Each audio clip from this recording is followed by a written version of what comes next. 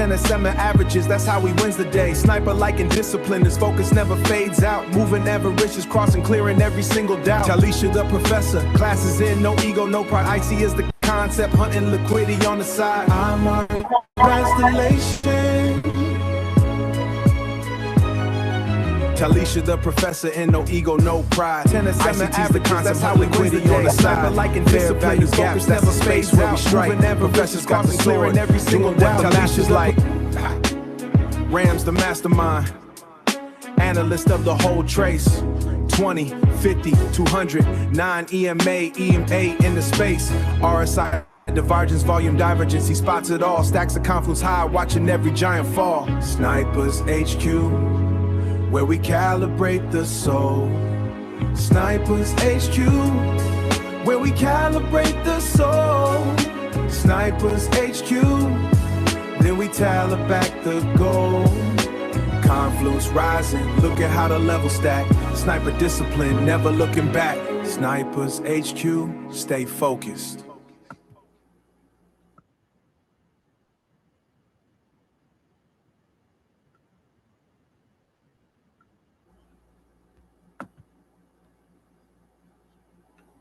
Peace and blessings.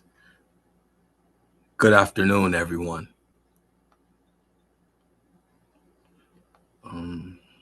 Pull up YouTube. How's everybody feeling? Rams, peace king. Carlos, peace king. Ash, peace queen. Jonice, peace queen. Lakia, peace queen. Trina, peace queen. Mickey, peace queen. Talisha, peace queen. Queen. There's so many queens in here. Golly. I guess the fellas don't want to learn today. Go figures. Wait.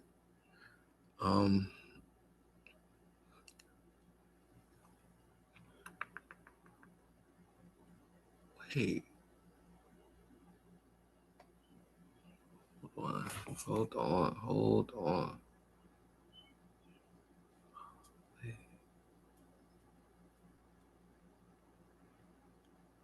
Okay. Yakov, peace queen. I see you, Levine. Hey, how are you? Amazing. Yourself? I'm fantastic. I'm actually gonna stop by your crib, Ab. I just got to New York. All right. You still like 3 hours from me. That's not bad. It depends. Yeah, I just came over here to PA to pick up my merch. Where y'all at? Where you at, Lakia, and where you at, Carlos? Hold on, this is the location. Michigan, but I got family in PA and Jersey. Oh, okay.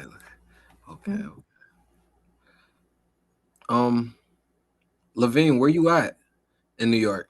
Times Square? No, I'm in the Bronx. I came over to visit the family and Aros Amarillo. Huh?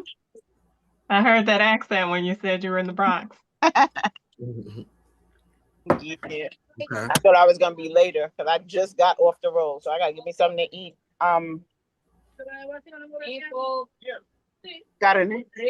I am in Ashton right now, PA.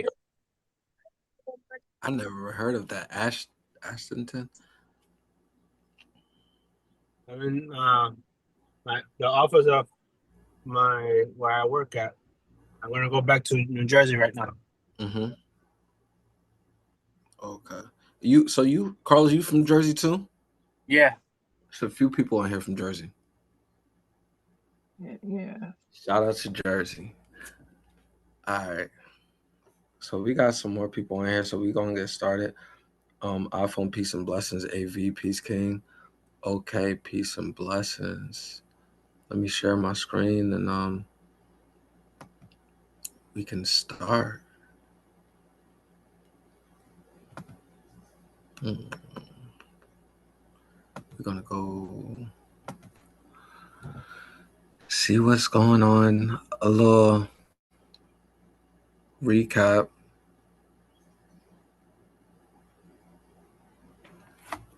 head and shoulders on the 15-minute.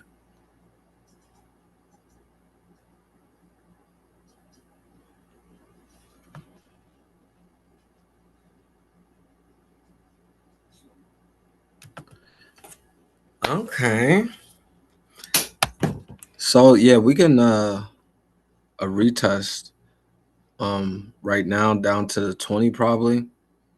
$741.36. This is a ugly cup and handle right here. Right handle's forming. Cup is here. Structure right here. My white line is right here. The bottom of these candles. So watch when I turn my lines back on so you can see how the candles respect it. So this one. So then boom, boom, boom, rejection. And now we want to see if resistance has become support. We got a lot of things holding us. The 5 days starting to rise up. The 20s already tilted up. The green is slightly sloping, rolling over. It's like sloping down. My 200 as well, but we was below the 200. So the way that the 200 is, if we got enough volatility, we could gap up above down like the 1 minute or something. But it looks like we're like 2 cents off from getting above that. And then at 10, if we close above the 200, the 10 should start to rise up and give us strength to clear that $744.73 area. Right. Past No, that, it's 750. Maybe put in the list. This play is very few plays that Okie dokie. make me have to like I love regroup. you. This play made me like, I'm sorry, Angie, if I'm boring you, but this play, How you see me? your camera's on, chilling. That's good. You just I didn't chilling know my too. body was on. That's crazy. I'm that big, girl. Damn, boom, boom, boom. But it's very few plays that make me like, hold on now. It's like this play made me like, hold on. Like I had to sit up. I had to, when you gotta scooch up. I didn't even want to drink no more water. I just put that to the side. I scooched up. I said, all right, let me see what's going on here. Like, what the heck did I read wrong? But yeah, that was nasty. That was a nasty shakeout. I was in it the whole time where it dropped down violently and then popped up. I was in it the whole time. I'm still in it. I hedged it to cap my downside risk. So I ate a little loss on the puts here. But up here I'm down 14%. And this is about halfway up the structure. So if I get up here, I'm in the green. And if I pass here, it depends. I gotta look to see what's above $744.73 and below $750. $746.65.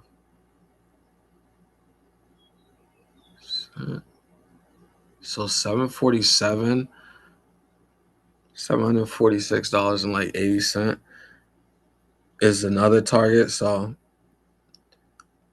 I should probably break even around there because that loss that I took, and then 750 should be all profit. 749. I'm thinking if we get to 748, I should be good, depending on how quick we get there. If we start taking off with volume, the delta gonna kick off, and then it's gonna ignite my gamma, which is my acceleration, to start making my delta explode. So I get paid with the volatility. So as far as last week,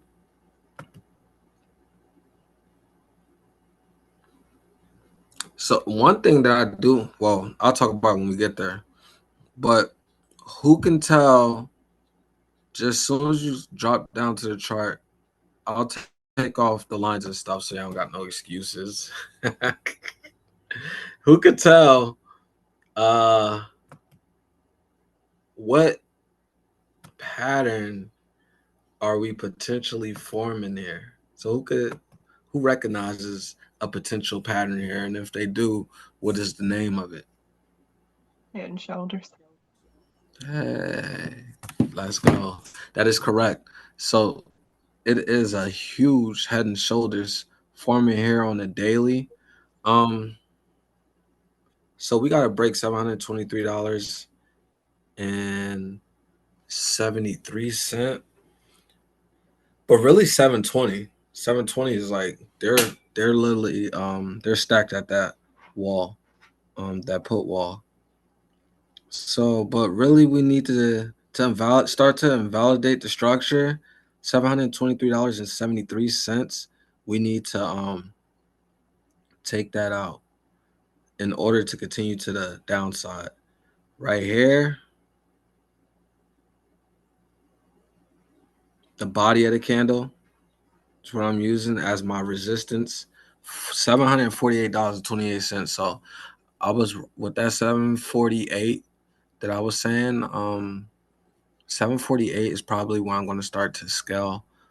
I'll probably just cut because I enter a IWM as well, but it was too quick, so I didn't even alert that one. But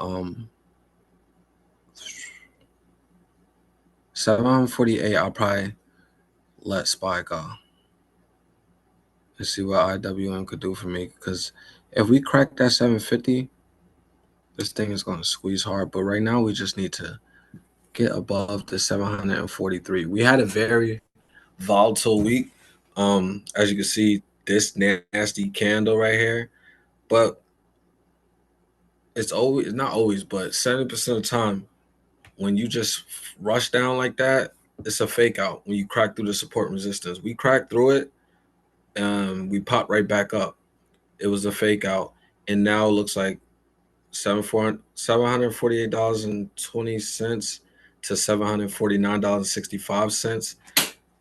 We can come up here. We even got room to $750.25, where we could reject and still be bearish, because that'll be a beautiful level head and shoulders right there. If that right shoulder come up there and touch that $750.25 and we reject hard, chances are we coming back down to the 735, 730, 720. I wouldn't trade where we're at right now, because let me see. This is not an easy market. This is exactly how I was saying 2026 is going to make you feel like you can't trade. It's going to really get to you mentally. It frustrates you. In that trade, I felt myself getting frustrated. And I'm really calm. So when I got frustrated, I was like, I got to start looking at this real quick. And I need an actual robot, a tool to control my emotions, because we're humans at the end of the day. So then I just went and hedged my position. So I capped my downside. That took a lot of pressure off and let me get off the screen real quick and do like breathing exercises, came back. And yeah, now we're just in the trade. I cut a lot of my losses down. And now I'm just waiting for it to happen. And then if I lose on it, I'm protected where I won't dip into my profit that I got this week. So it's cool. It's really like a risk-free trade, but I don't like losing at all. I lose one trade, I'll just like at like late night, I'll just like start going crazy in the charts. It just take over me. Just be like, I gotta get this. Like, why? How did I lose? So I actually want to enjoy my night. I don't want to dig too deep in. So let's hope that I can hit. Well, ain't no hoping, but we're gonna hit on that trade. Anyway, so as far as the type of environment that we're in. Oh, make sure y'all are watching, well, reading posts that I drop in here. What was that?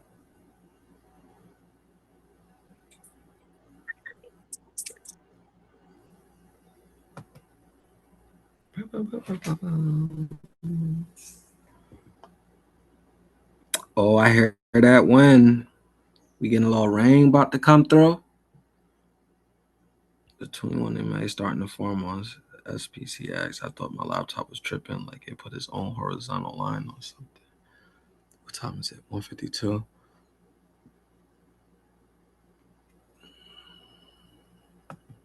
You see something. So if y'all don't know why we've been so volatile, is because a lot of people has been trying to get enough money to buy SpaceX. So they're dumping all their positions like they've been doing the past 2 weeks. And even during the day, we're seeing it. Like it start climbing up, then we seen them take profit.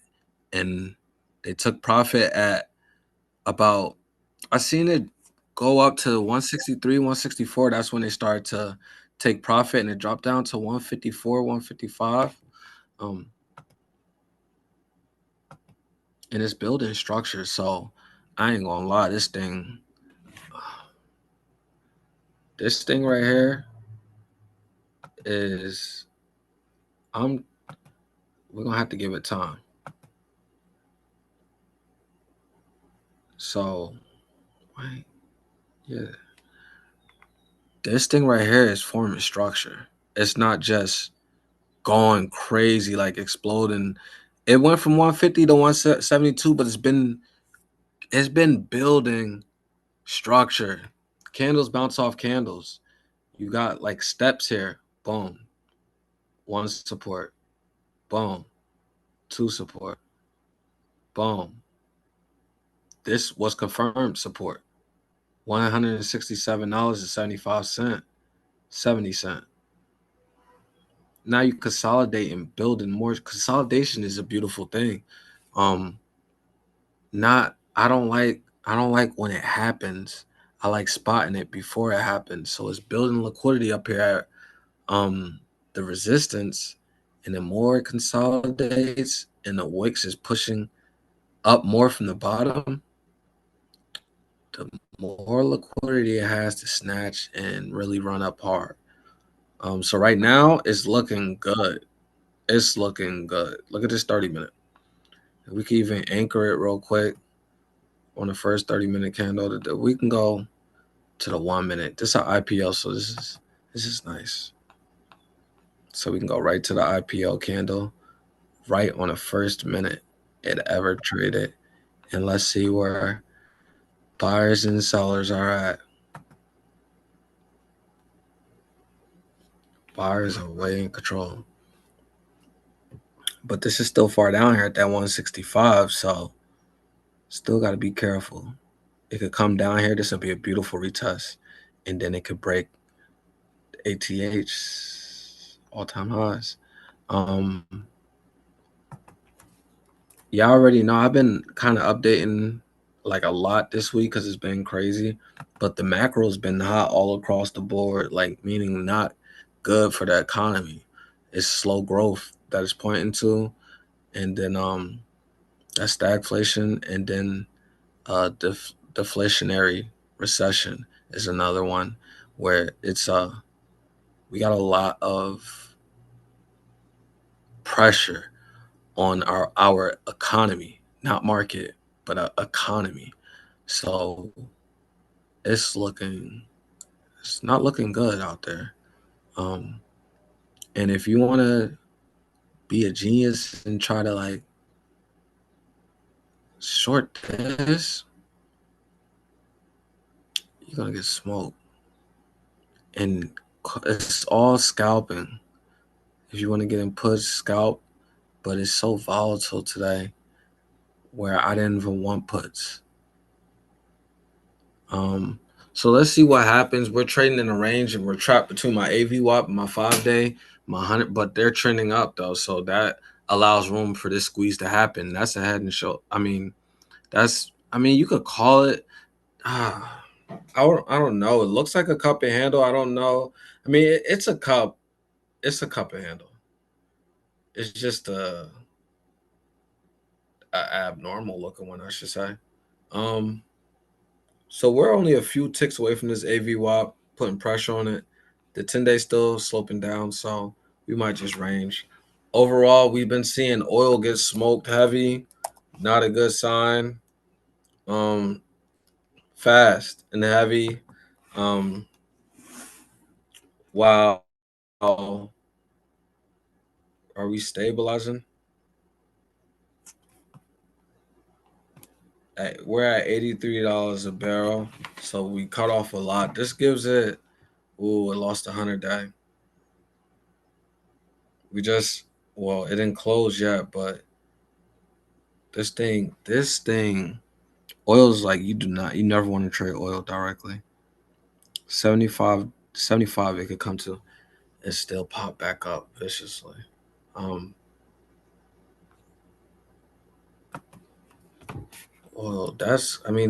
Oil going down is good. It's just how fast it's going down. Let's look at Brent. Then I want to look at my bonds and TLT. They're coming down, but there's still liquidity down here to snatch. I definitely could still see buyers step in around here. It had its move to the downside already. I don't know if it's done yet. It looks like it's easing up though. So let's see how interest rates went crazy yesterday. This isn't good. This is bullish as far as interest rates going up. It's not looking good. You're very close to this key level. If you could flip that level, it's going to be nasty. Look at the gap up you experienced right when you flip the level. Nasty. So gotta watch that TLT, and then let's look at our bonds.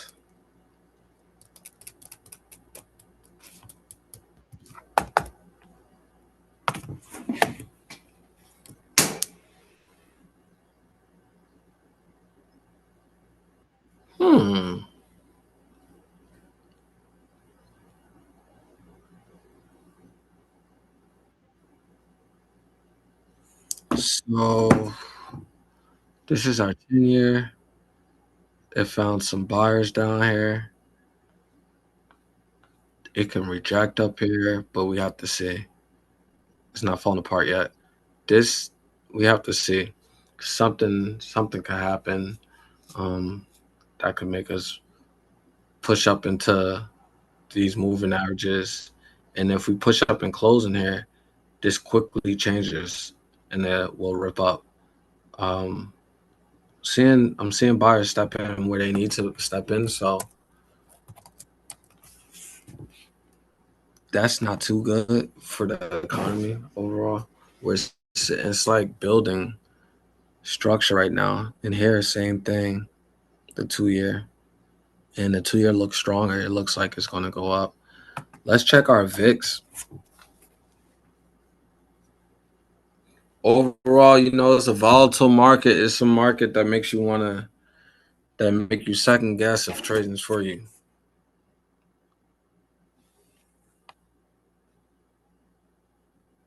So VIX about to cool off and consolidate again.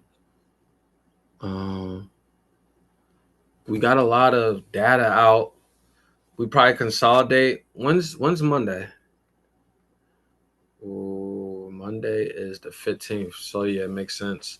VIX is going down to consolidate from the 15th to the 18th because the 18th or the 17th is when we got FOMC. Am I correct?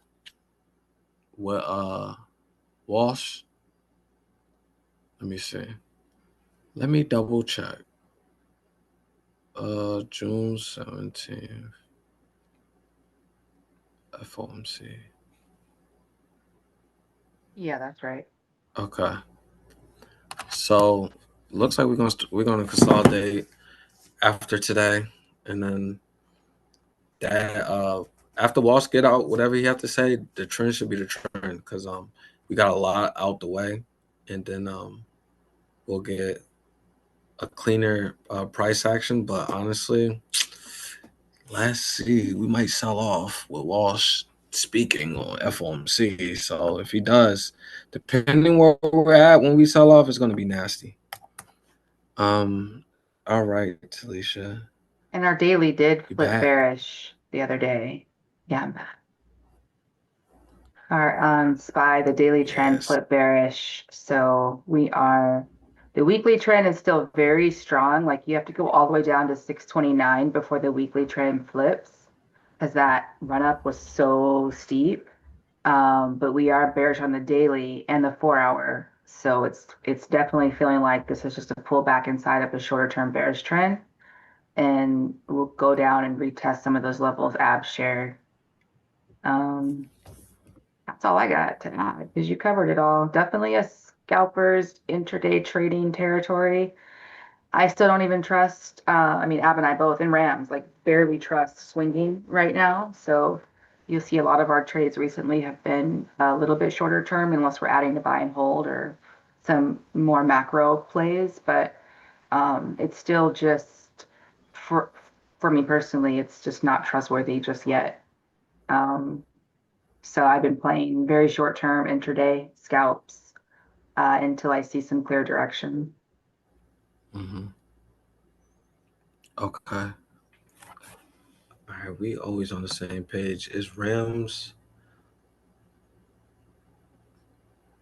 He might still be transitioning, but yeah. All right, so what else do we have here? Let's see. So today we got what's the name of the dang title? when you knew you were a good trader.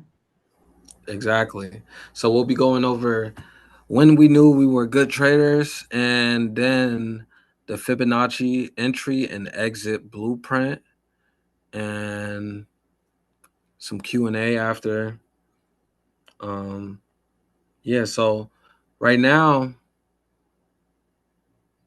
trying to see exactly where I want to go. Let's go into the Discord real quick. But despite the market being so hard to trade this week, we had some people that was in that water swimming. So this is the performance summary that I had did last night. And it basically is just telling us, it's telling you the wins that we gained and how we gained that, and then like a testimony. So while the broader indices ran wild, liquidity hunts and artificial squeeze traps around the historic SpaceX IPO debut, Snipers HQ stuck strictly. Are you sharing, Ab, or are you just reading? I thought I was sharing, but thank you. You are welcome. Share that.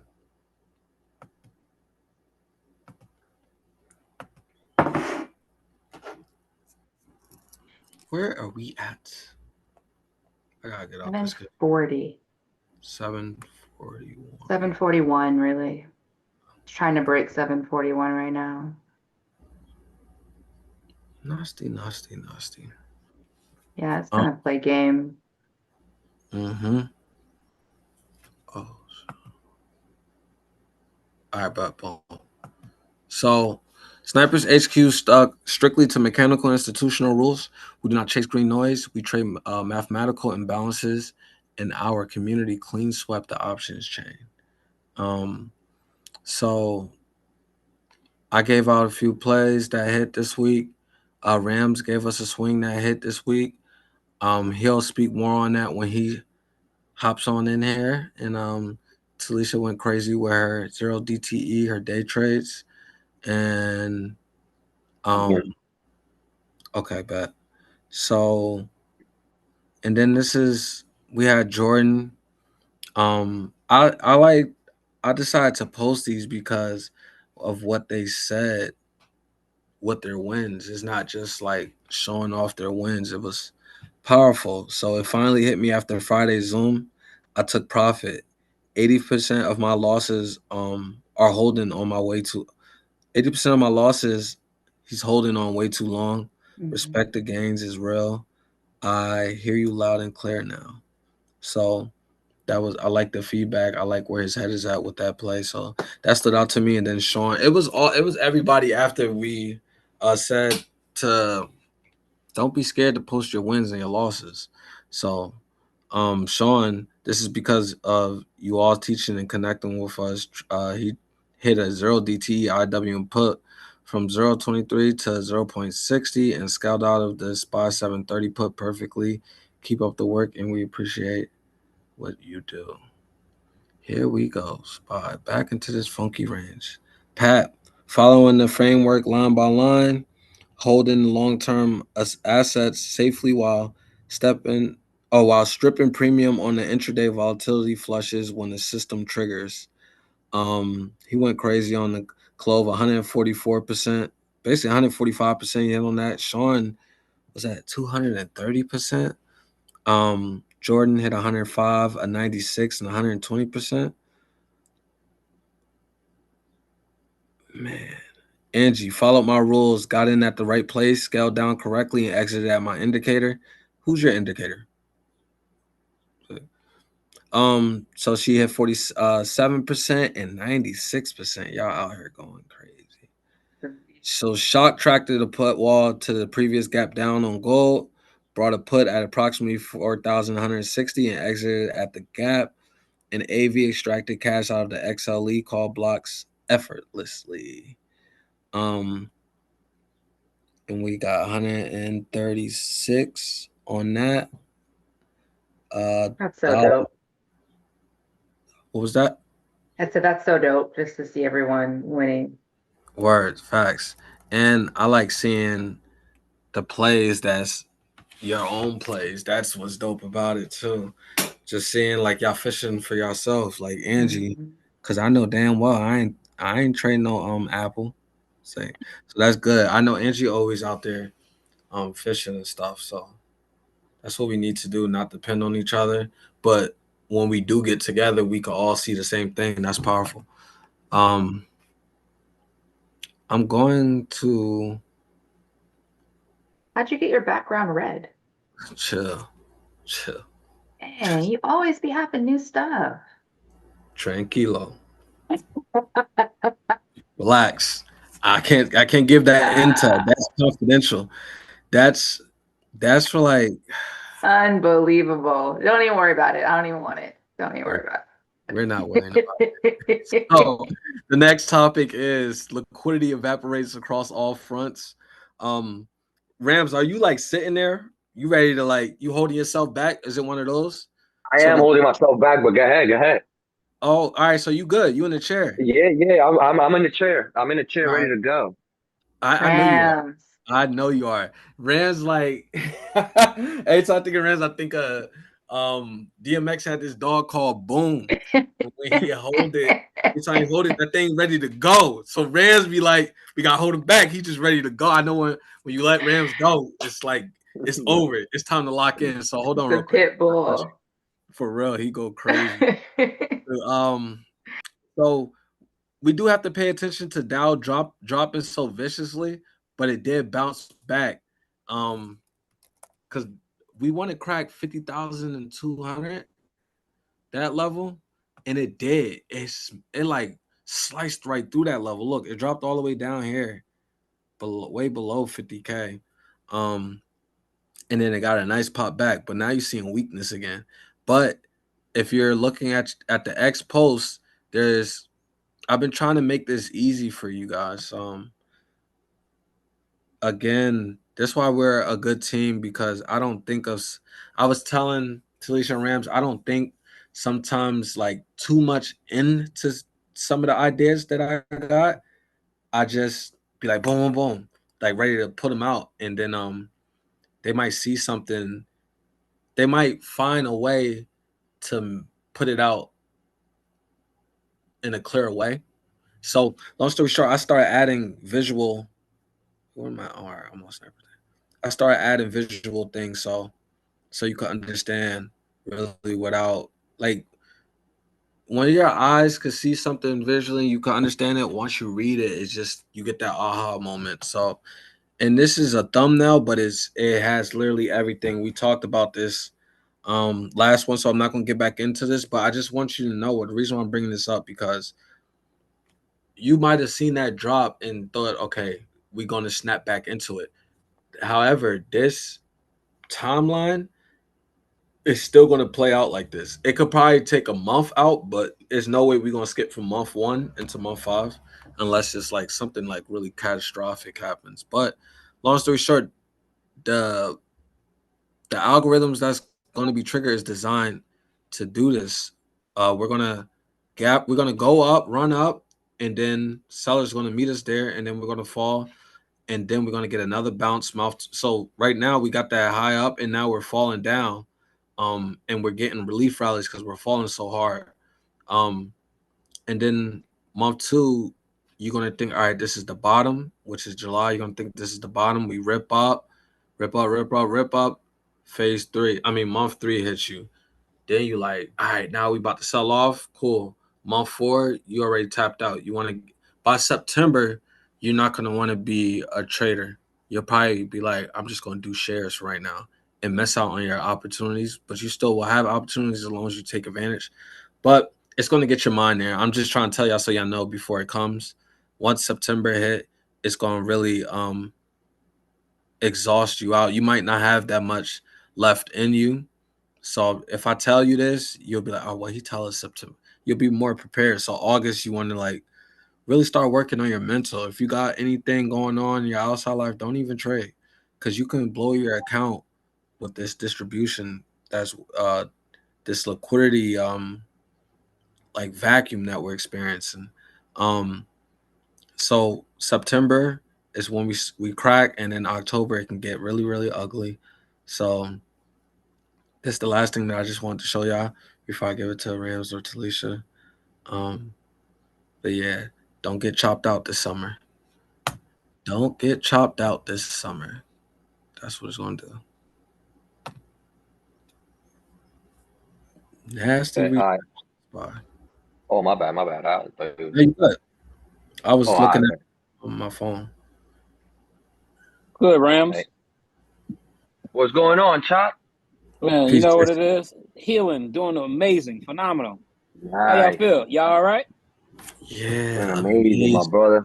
It's awesome, man. It's awesome. That's good I'm to clear hear. to do anything. I got cleared. I'm a week. They said you're a week ahead of schedule. Word. That's what. How you do it? Yeah. He said, how you do that? I said, all fruit and God. That's all. Word. That's all. Yeah. What? Let's make sure we shout out our people on YouTube as well. Before we just go in and forget about y'all. What up? We see y'all. And the people that just joined: Jason Peace King, Jordan Peace King, Revamp Rich. I don't know why Rich Peace. Out. Peace King, Darnell Peace Queen, Mozart. Peace and blessings. I'm gonna just leave it right there. And then we got Jelly on YouTube, Peace Queen, Drum Banger, Peace King, Thrive with Shanti. Shanti or Shantae. Peace Queen. Quasi, Peace King. All right. We see y'all. I'm paying attention to the YouTube as well. Good day from North Dakota. Fort Lauderdale is in the building. Okay, Florida. No Florida man though. Just try to be calm during this live, all right? Because we do know how you people get down there. It's like nah. But I don't know, it's probably the weather. Just got your mind like kind of crazy out there.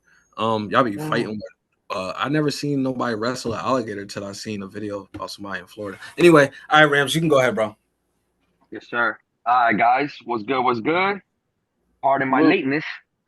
Now, let's talk about next week and what to expect from the Fed. So we want to be vigilant for next week because Monday, Tuesday, we're clear. Monday, Tuesday, we chilling. We got nothing to worry about. But now we got a hectic Wednesday. Wednesday in the morning, right off the morning, 8:30, we got retail sales and core retail sales month over month. But then at 2 o'clock, we're going to have Steve Leisman on CNBC giving us the Fed fund rate projections. And then we're going to have the FOMC statement and press conference at 2:30. So we're going to have Walsh talk for the first time about the economy. And there is where we will listen for tone and see where his head is at, because he kind of has a little leeway now, because Trump the other day mentioned, oh, I like inflation. I love inflation. So now what does that mean? That Walsh is not in a rush, or doesn't have to be in a rush to do the next cut. Now, what I will say about the cuts, and we've been watching the Fed Watch tool, and we've been seeing how the rate hikes were creeping up. What I will say is the job numbers that came out from last month and last week, they have pretty much gave the rate cut talk a funeral for now. There's no more rate cut, or possibly there will not be another cut till next year at some point. Because now, like we've been saying from weeks ago, maybe at least a month back, now what the talk is going to be is, should we hike? Inflation, right? They have to hike. They have to suppress. So now we have to stay vigilant to see how this guy is going to drive the whole inflation, and let's see how they go by it. Powell, I liked it, Powell. And we were already used to Powell. We were kind of reading him pretty good. This guy is new. We have no idea. They say he has a lot of credentials, all this. He's very well equipped for this job. I have no idea who this guy is. I don't know what he's done and what he knows and his attitude towards the market. So we want to be very vigilant with this guy and see what it is that they're planning going forward. This is next week, Wednesday. Keep this in your calendar. Everybody that's on the Discord, they can see it with Professor T-Bot and Rams AI. Rams AI gives you the calendar. Just type calendar, and he'll give you the calendar for the whole week. Now, we're going to talk about, let me go pull up the chart, because it's something that is, if I'm getting ahead of myself, you let me know, because you kind of did the weekly outlook, but I do want to pull up SpaceX. No, you're for fine. a second. All right, bet. So SPCX. Now, there's a lot to say here. Hold on, let me take this off because I was doing something with silver here. But I don't need that right now. All right, look at this. That's funny. All right, so we are at the very first daily candle.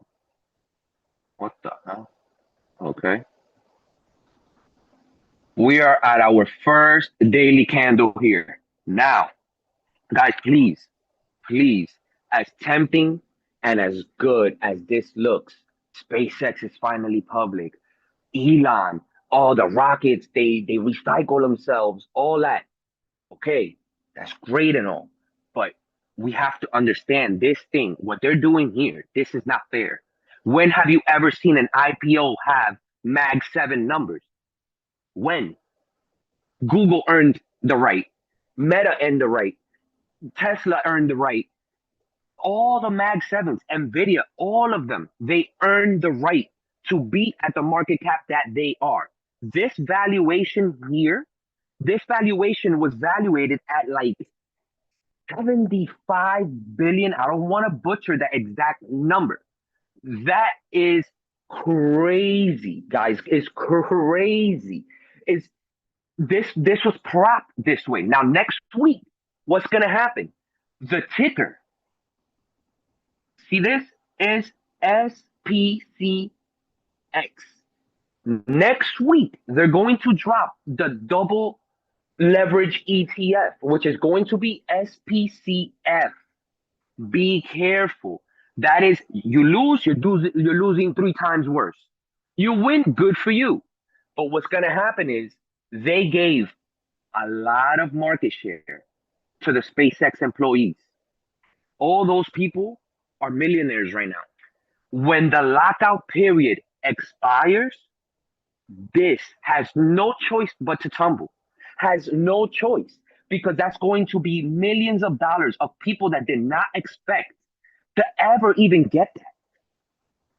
So they will cash out. I would. So be very careful. You can possibly still get this at IPO price and cheaper. Because this company, yes, it's gonna run. Why? Because of Elon. That's cool. What is? That's cool. If it runs because of Elon, that's great. This company does not make money. Right now, paying this valuation for this company, you are literally paying 90 times forward their actual sales. 90 times. That takes a couple of years to actually build to get that valuation. I'm not saying he's not going to do it. I am not saying that there will be other avenues and doors that will open because of SpaceX. Sure, there will be. But what I am saying is, us as retail, do not chase this as shiny as it might look. Let me pull up a few more bars here. Let's go. So this only been open for 3 hours. Look at that crazy volume. You're going to lose this. Whether we like it or not, we will lose this at some point. It will come, mitigate at some point. All we need to do is leave this alone, watch it, and be patient. That's all we need to do. This is very shiny. I get it. Believe I will be trying to acquire this for my son and my daughter's account. Nowhere near now. Nowhere near now. It's public now. It's not going anywhere. It's not going anywhere. I needed to build some structure. I need to see something where I can lay, okay, this was a good floor before. I can start getting my feet wet. I want to wait for the lockout period to expire. I want to see the sentiment in those early investors. Do they just sell off? Do they go on a frenzy? Or do they sell a little bit and keep the rest? Because right now, anybody, right? That, hold on. I want to start making a mess. Anybody that bought this, all you're doing here is the valuation is off. The numbers are off. We don't need to be mathematicians and experts in the stock market and in finance to understand that this valuation is just off. We've never seen an IPO kick off like this. Not like this, not with these rules. Every brokerage is down with it. These are very specific rules that have never existed in the IPO world. So you have to ask yourself, why? Why though? So if there's a why, we have to wait and see. Because I have to find out why. I can't just chase this, because why? Chasing this here, all you're doing is, well, 9 years out, 5 years out. You're just banking on Elon and on Mars. Data centers in space. We have a little ways to go before all this actually comes into fruition. But us as investors, as smart snipers, we watch. We sit in the cut, put the scope out, and when we know it's a good price, when we know that this has structure to either way, that's where we shoot. But we got to watch this. Buying anything on IPO day is never good. It's never good. You know when it's good? When you're going to buy it at release, let that thing pop, you sell it. Which with other IPOs, you're able to do this. When something, any initial public offering, always, this is always the case. They don't let you trade options right away. There is no options table. There's none of that. They wait for the liquidity to stack. They wait to see how the instrument moves, how it responds. And then you get your options table. This is already usually options don't start to about more than 2 weeks later on any IPO, any regular IPO, but this is not a regular IPO. So now you're going to get an options table by next week, which is beyond anything that other IPOs are able to do. So this guy is changing the IPO game. So now, is it just with this? Are we just, because it's Elon Musk? We don't know. We need to sit and wait because people will cash this out, just like it happened with Rivian and all these other IPOs. ARM too. I have ARM, but I never bought ARM on IPO day. I waited to pull back. It pulled into the 40s, and I went crazy. So we will get our hands on this if it presents itself, but we will not chase this at all. And I know I won't be chasing this at all, at least until the lockout period. I need to see that lockout period, and I need to see the reaction here. I want to wait for a nice dump. This will dump just like every other stock. Just because it's Elon, don't matter. Tesla has dumped many times. So this will do the same thing, just like every other stock. This stock is no different than every other. They're treating the IPO different, but this will move in market structure just like everything else. And with a little bit of patience, we're going to get our hands on this for sure. Okay, now let's just take a look at, let's just see what NQ is doing with all this fiasco here. Look at this. All right, so hourly, let's just go to the 4 hour real quick. I want to see a little more fun. Okay. Oh, wow. All right, so we're trying to reclaim the 50-day on the 4 hour. If this reclaims, this can go right back to, oh man, this market is unbelievable.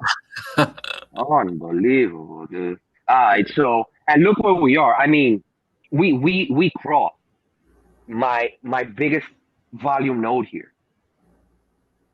with some strength.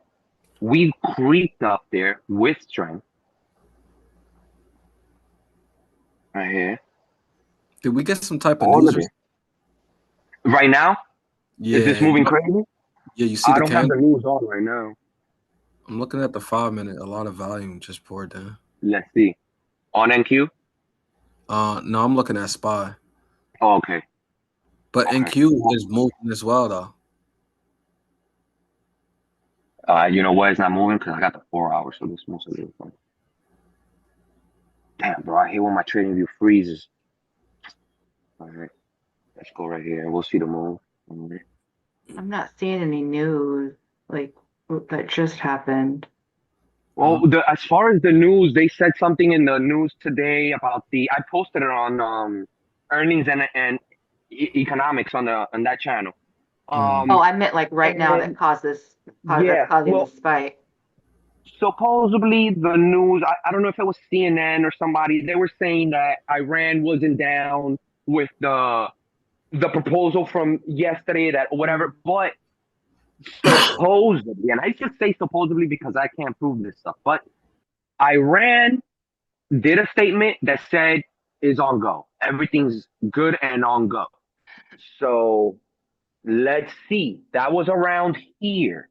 That was around this or this candle when that came out. And then Trump, I think I heard Trump talking about something about the fake news, and then that was after the Iran statement. So, I mean, look, if the U.S. blockade gets lifted, the market's going on a frenzy. It will go on a frenzy. I don't even think it's going to care. It's just going to go. If something happens like it usually does now, what I like to, like, so what I notice with the market is they'll do stuff over and over and over. And then when they do it one last time, like one time too much, you're already programmed to say, well, taco. Well, no, it's going to be a lie. But one of these catches you off guard and look at the letter here, look at the statement, blockade might get, and then things shoot up. This is why we've been being very selective lately, very selective, because the market is one day is one story, the next day, that story that we were trading on yesterday, it gets fully killed. So you have to be very, very nimble right now with this guy, because after the Iran thing, I guarantee you there's going to be a new story. It doesn't end there. There's always a new story brewing. It could be Walsh. It could be the Cuba thing. I don't know. I don't think Cuba could hurt the market, really. So, but it could be Walsh now. Does he want rate hikes? Then that'll start shifting the narrative to the new story. There's always a story and a hurdle that the market is trying to get over. Always will be. When one hurdle is over, the new one's already there. They built a side story while we're listening to the war story. They're already building the hikes. Yeah. Not to cut you off. Why when you talking, drop your time frame. I mean, lower your time frame, please. Yeah. Not to cut you off. My bad. Just that's all. What do you want me to go? 1 minute or 5? I just want to watch NQ while you're talking. Word. I ain't even gonna lie. You took off my train of thought. My fault, bro. No, I'm messing with you, but you did. All right, so I'll just kidding. Now you really gonna lose. And look, in the 1 minute right here, look, this is such a little. This is just little tricks, and you're always gonna be here. You guys are gonna be sick of me talking about the 9 EMA. That's my scope. That's my scope on my sniper gun. So look, right here, broke test. You get in, you get out. As soon as they close, right in. Broke, boom, test. You get in somewhere in this candle. You're still in this trade. And that's off the 1 minute. Now, listen, guys. I'm only giving you an example. Please do not trade this on a 1 minute. It will fake you out. It looks easy here because this is hindsight, okay? When you're here, now you start saying, well, this is extended. Now this starts saying, in real time, everything's different. I'm always, everybody that I talk to or teach anything, I always tell them this. It's very easy, okay? This is very easy. For me to look at the chart, right, and say, well, okay, now let me ask you this. So if you say, well, if it comes here, blah, blah, blah, it's going to retest, that's a zone, that's a key level, all right. So when it does it, why don't you follow your thesis, right? Because in real time, it's a lot different than to look left and see what already happened. Because you're in real time. You don't know that this is supposed to, or it's going to do this. You don't know that. So in real time, you might get a level that you see, and for no matter how many times you look left, in real time, if you don't react fast, you did nothing. So looking left is not always like so easy, because in real time, you could have everything mapped out perfectly, but in real time, will you act to your plan? And that is a little philosophy that I like, because it's very easy to tell somebody what they should have, could have done, right? When they look left. But that already happened. What happens when we get to the level? How do I watch reaction and act on my plan, right? Because if I act on my plan, that's my plan. And I know that if I lose the 200 day, wherever I took my stop loss at, I respect it. Especially if I just got into play. I respect it. Once I start moving up, I can start moving my stop loss up with it, right? But in real time, everything feels different. Everything feels different than just looking hindsight and saying, well, this is the move. Okay, well, is it? Let's see when it comes in there and you're sitting watching it in real time. Can you react? That's why it was my mistake to show you that on the 1 minute, because that looking at it, right? Looking at it, hindsight, guys, It's easy. That looks easy, right? But this candle right here will scare you. This candle right here, this rejection right here will scare you. So in hindsight, it's very easy to say this, but it takes time to apply it and learn it in real time. Because I could say, well, above the 9, long, below the 9, short. But it's not as sound as that. As I'm saying it, it's not that simple. Because when you're in real time with the real candle, right? You might have just got in here on this tip, and now you see this, like, oh, wait, and you get out the. So hindsight, very easy. Real time is where skill is shown in real time. Can you react? What else should or would I have? Let's see something. Let's take a look at SPY. You say it was looking at SPY before. I don't want to see the 1 minute. Damn, what was pink? That's what I wanted too, because I wanted to see the pattern. The cup and handle is so clean on the 1 minute, but Rams is absolutely facts. So I only use the 1 minute to just see what pattern is starting at your lower time, because it starts then works its way to the 5, 15, 30. But anyway, Trump just said that he thinks a deal with Iran could be signed over the weekend or Monday, so that's going to give these retail chasers their fix. They're going to start probably jumping in calls. Trump just gave them a alert signal. For the 40th time, what was it, like 39 yesterday? Yeah. Wow. Seriously. SPY like here. 40 times he said it. What you see in Rams? Let's see. Wow, look at that. They stepped in, but it's low. It's low for the daily volume. It's low, but they're trying. What your colors represent? The candles, pink. My candle colors? Oh, these bright ones? Yeah. That's a volume spike. That's a volume spike. That's a volume spike. So that anybody that wants that. So what I did there, that script, all that script is the volume footprint. Is this. Now, I'm not so good, so I couldn't build this. Right? So I wanted people to be able to see the story in some sort of way. So dope.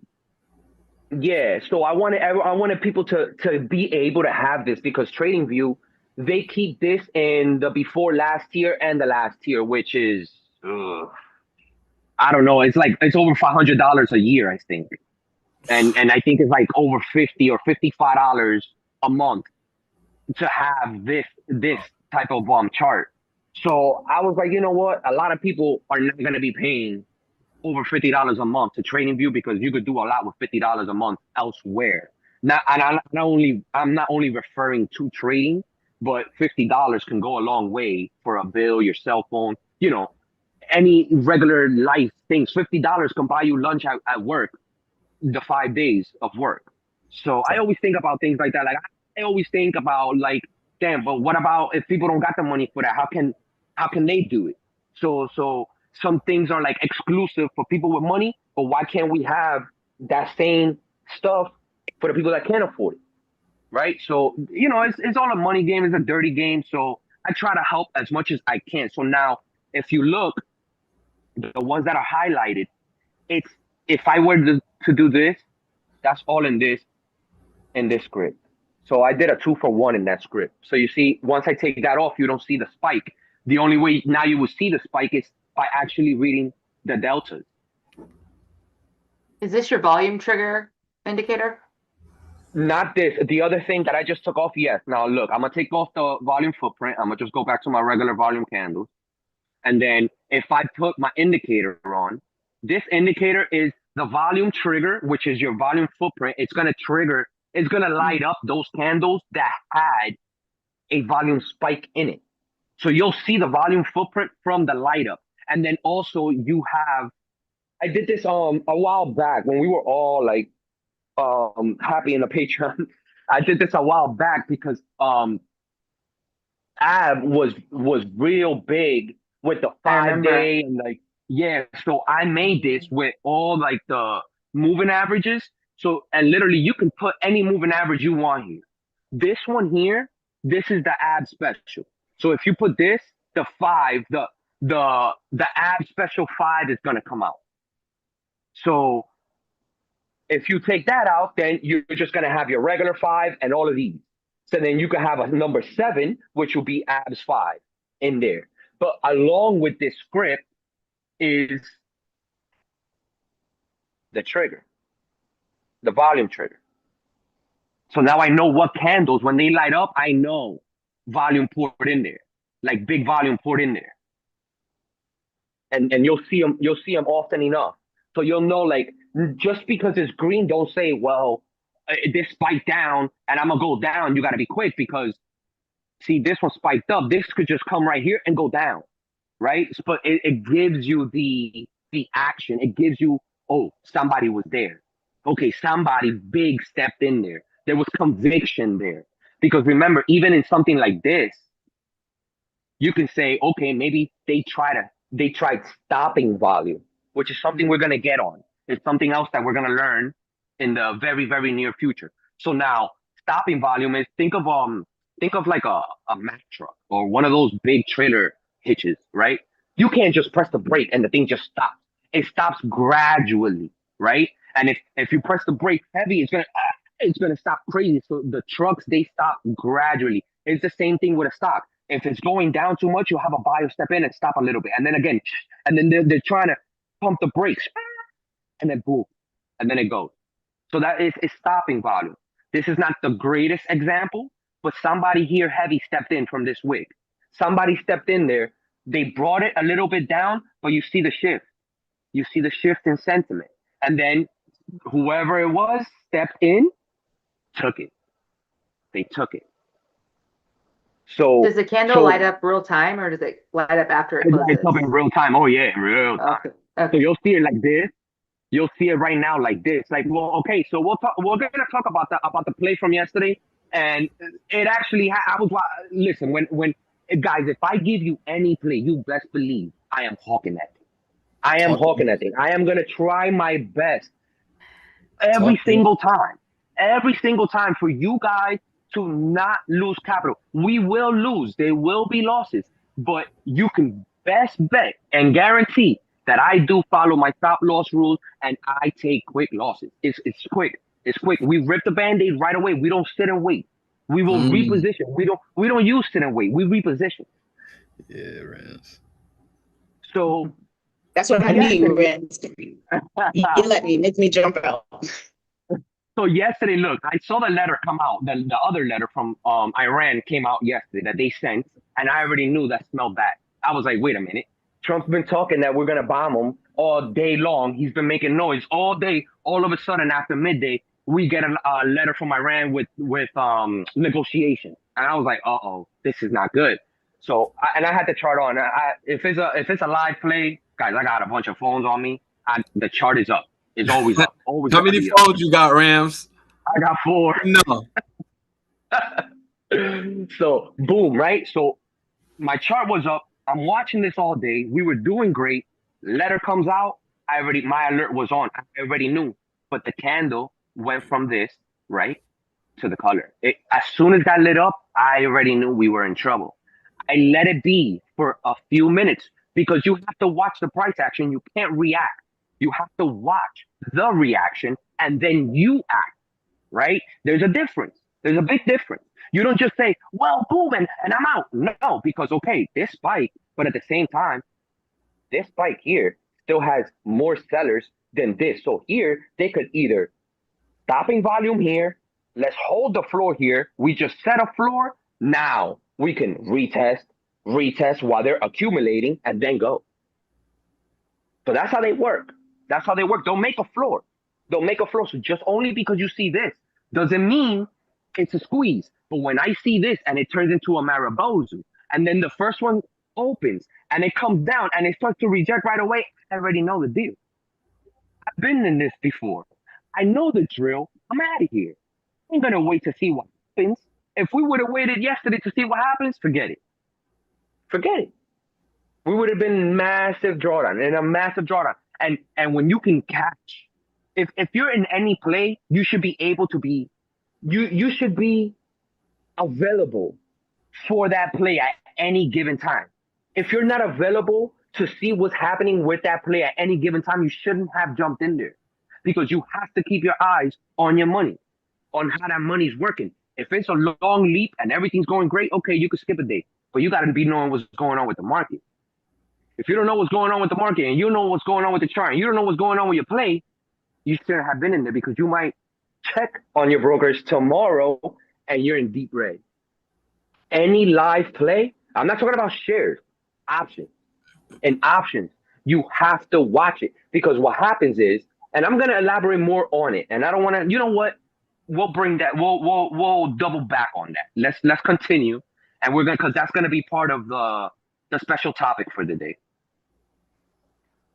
Let's do that. Yeah, that's all right. So you want to add that with the special topic? Yeah, I am, because I was actually going to talk about that during it. That was the plan. Yeah, so you know how I get ahead of myself sometimes.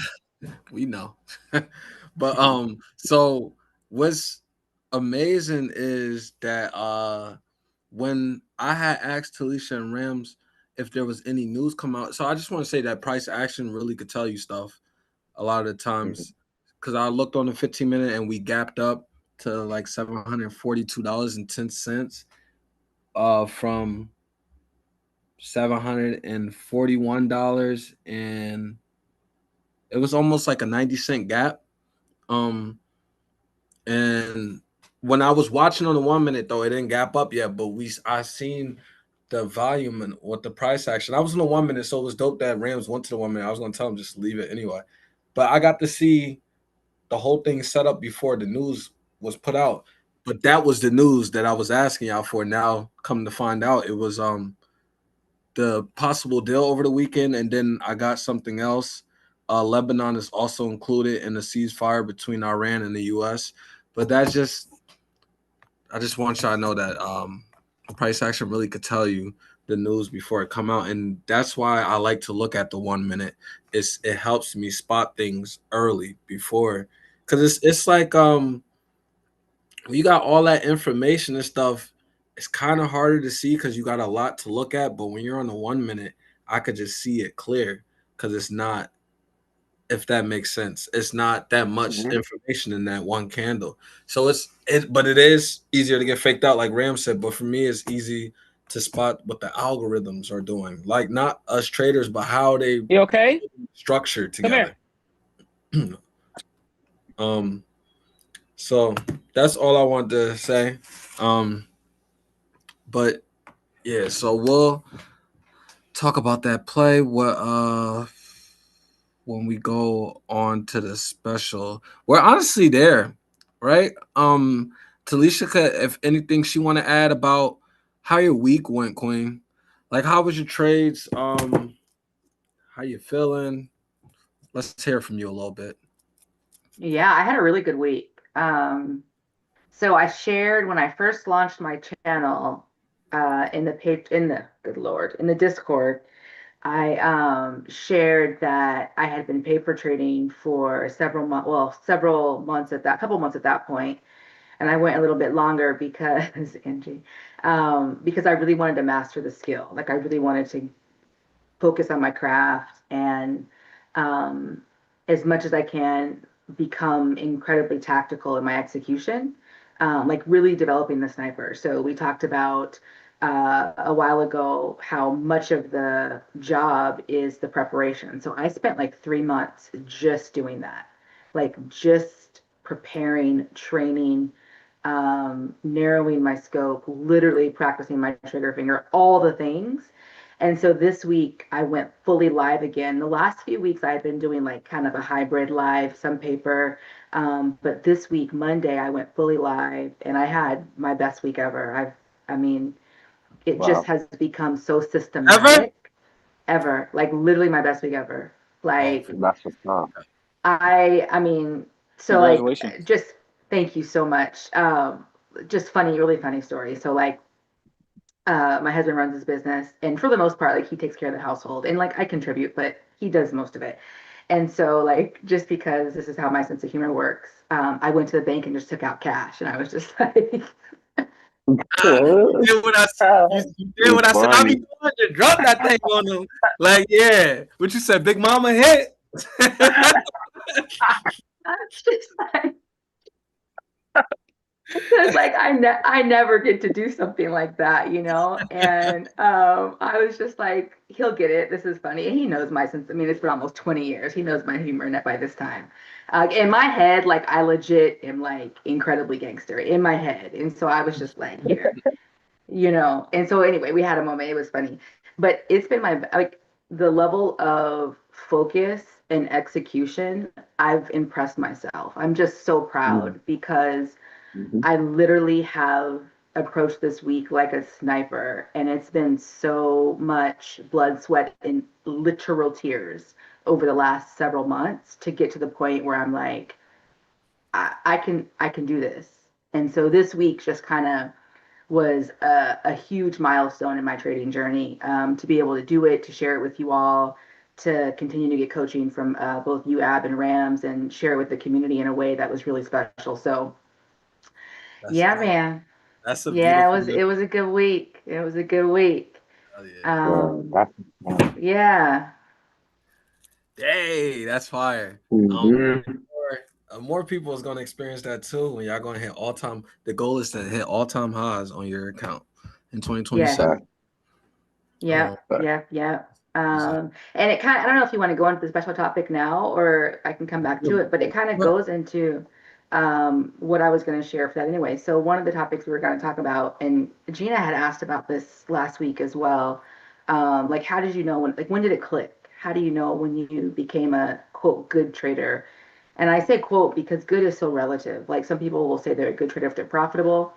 I've seen many profitable people that are not good traders, right? But to a certain extent, you can do well. I mean, it's all probabilities, right? So if you have enough capital, you could throw a few dollars out and hit something here and there and still be profitable and have the perception of being a good trader.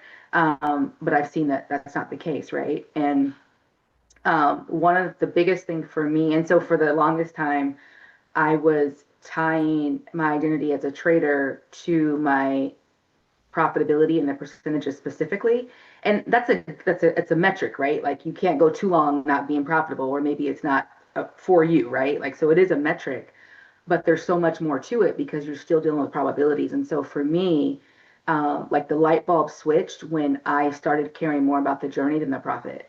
And so even now, like on every chart it says process over profits, because in my mind, I can take a good trade. I could take a trade and win and it still be a bad trade.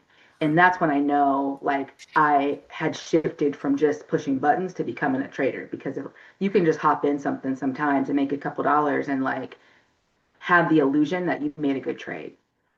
And it could have been a horrible trade. You just lucked out because it's a game of probabilities. And so the moment that I like literally stopped worrying about profits to the point where I paper traded for 3 months straight because I didn't want, I like, would I still have the same discipline waking up knowing the chances of me making money were absolutely zero?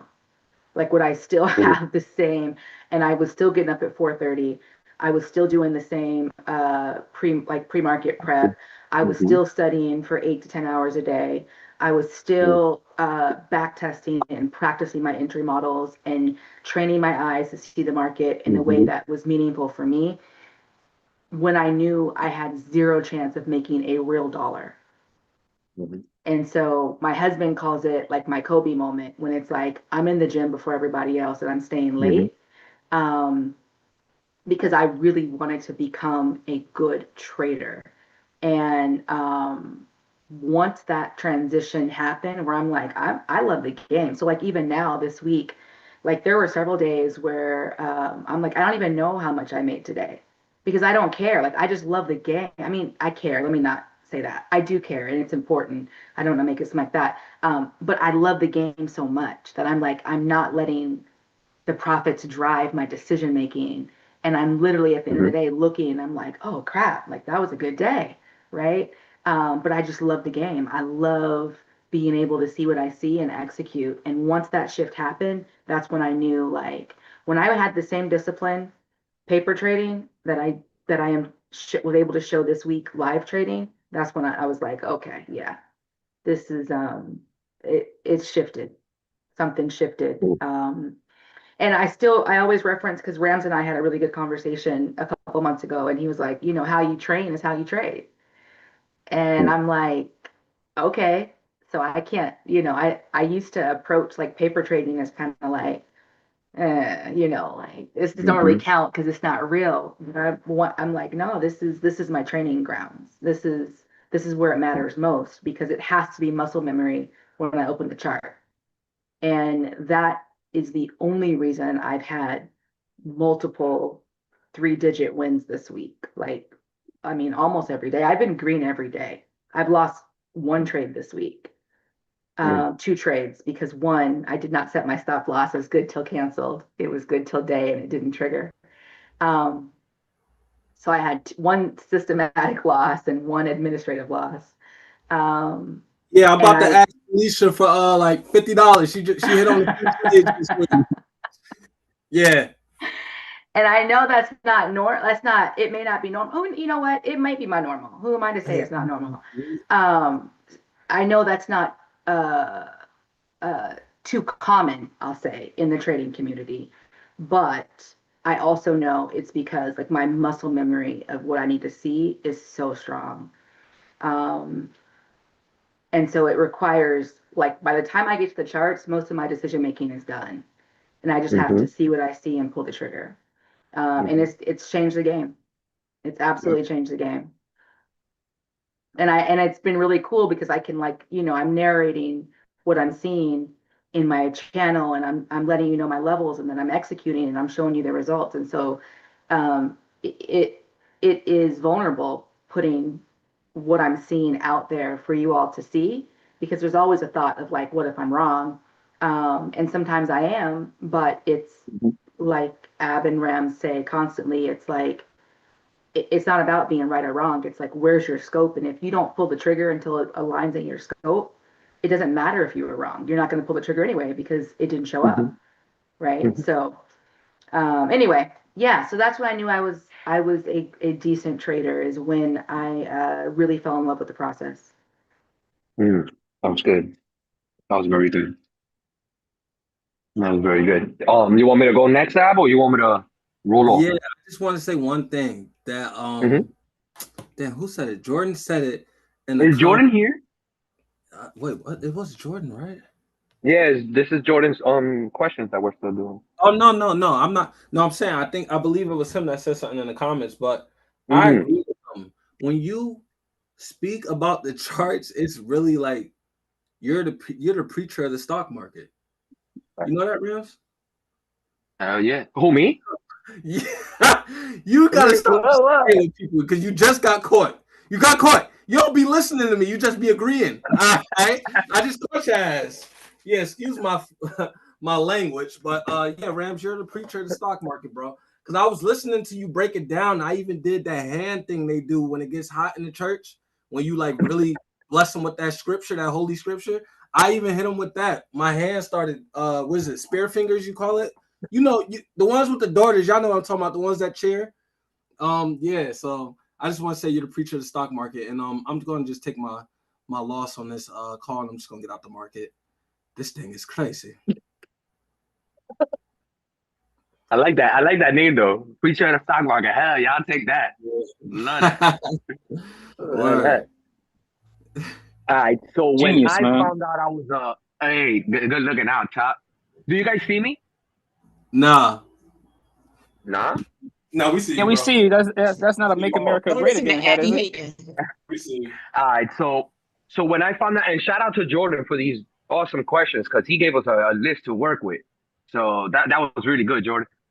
Now when I found out I was a good trader, more, bro. Word, keep them coming. That's good. So okay, when I found out I was a good trader was when I realized the first time. I got a couple things actually, but the first time where I saw a setup, I saw my opening, I missed it, and I didn't chase it, and it didn't hurt. I didn't think about it. I was just like, it's gone. But then what I thought about was, oh, I didn't chase it. I didn't. So that gave me an aha moment where I was like, okay, I don't have to chase. If I miss something, leave it alone. Because what happened in a week later, it was right back at my level. Right back at my level. So that gave me a lot of like vision where a lot of times I saw something happen, and let's say I'm at work, I be busy sometimes at work and stuff. So I have my charts up and everything, and I'll look away. I'm doing something with a cable. I come back, candle's gone. So I'm like, hey, what happened? Like, why? And then now typically you'll be like, all right, it's on the move. I'm in. Like, but you don't want to be in on a big ass candle. You always want to, okay, the big ass candle happened. Let me wait for that soft pullback. Then you go, right? But sometimes it's a big candle, and you got all these soldiers stacking up. So what you gonna do? You gotta be able to say, you know what? Train left the station. What happens when a train leaves the station? In the subway over here in New York, that train leaves. You know what you gotta do next? You gotta wait for the next one. So that's when you know, when you're not chasing after plays, you're on the right track. Like your emotions your emotions are winding down, and your patience is just getting stronger and stronger. And in this game, the patient man or queen, that's who wins. That's who wins. All the chasers always get left holding the bag. Now, my next one is, and this is going to tie into the play from yesterday. When my conviction is compromised, I don't stay. I don't go from 36% profit to 15% profit and say, it's okay. No, but I just gave you half of my winnings. If you're up about 40%, and we were up about 37, or I don't know who got that same exact entry, but everybody should have been up well at least above 25%, bare minimum. Now, when you have a game, say 30%, that 30% on a dime gets cut in half by 50%, right? You're at 15% now. And like this, you got to understand what's going on with the price action. You got to go look at that chart. You got to be looking at that chart and say, yo, whoa, what's going on? This is a squeeze.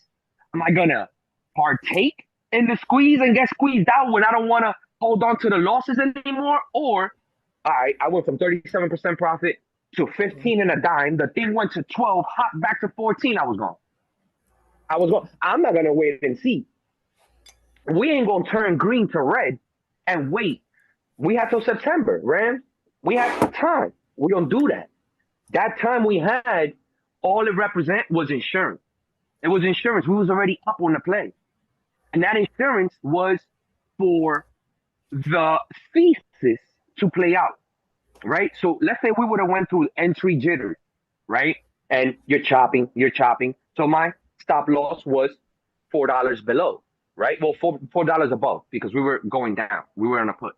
Now, I'm giving you grace to do what you got to do in the days, because we have till September. We have time for my thesis to play out, correct? Once we're up, we were up 15%, 20%, 20%. We're just staircase up. Once those profits start taking the elevator down, you need to take that exit ASAP. ASAP, ain't no waiting, because what am I going to just give you everything back? And then once I'm in red, I'm going to be like, you know what's going to happen? You're going to say, if we go back to break even, I'm going to sell. But what happens? You won't go back to break even. You go to 5%, still don't sell. You were down 5%. You still didn't sell because you were waiting for break even or a little bit of green. And then now that go from negative 5%, 20, 25, 30, and then you don't even see closer to your money again.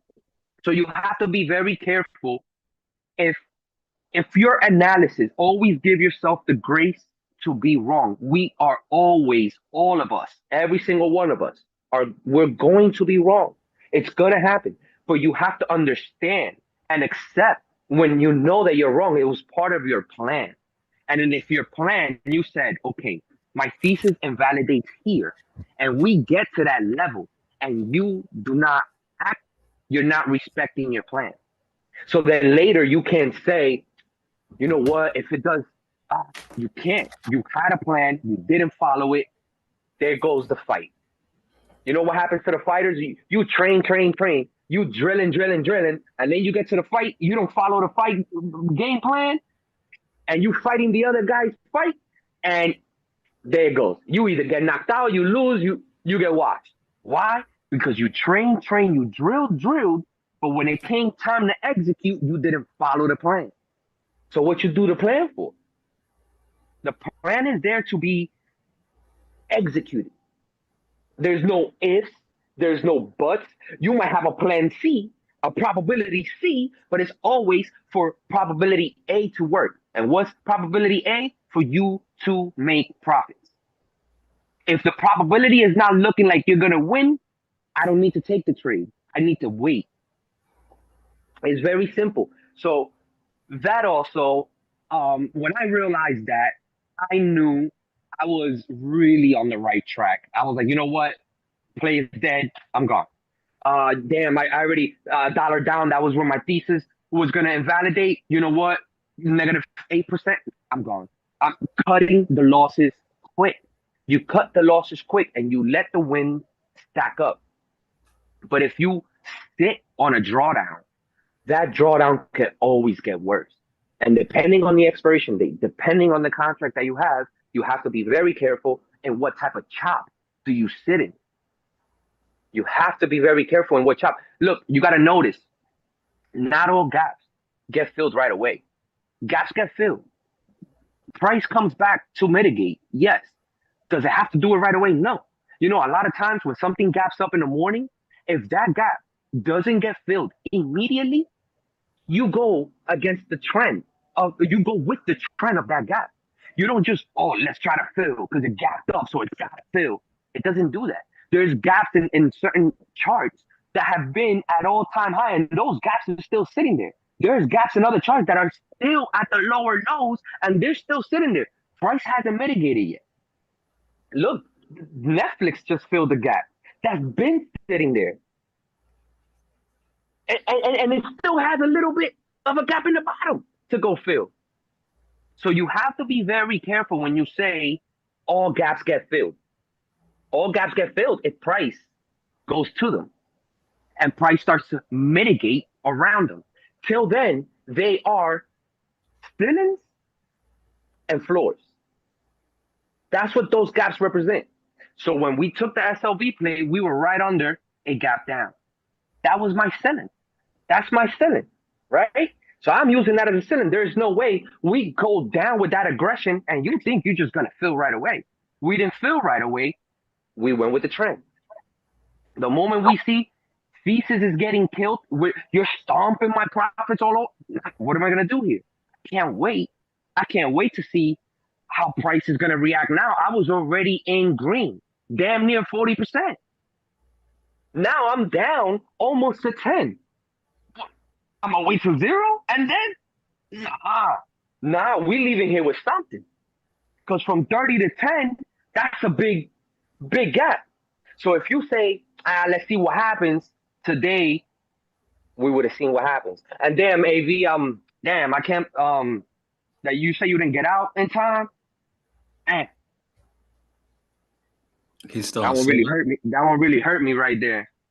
I really don't want you guys, like, look, it's going to happen, guys. There's no way around it in the ring. I don't care how good you are, you're going to get hit. I don't care.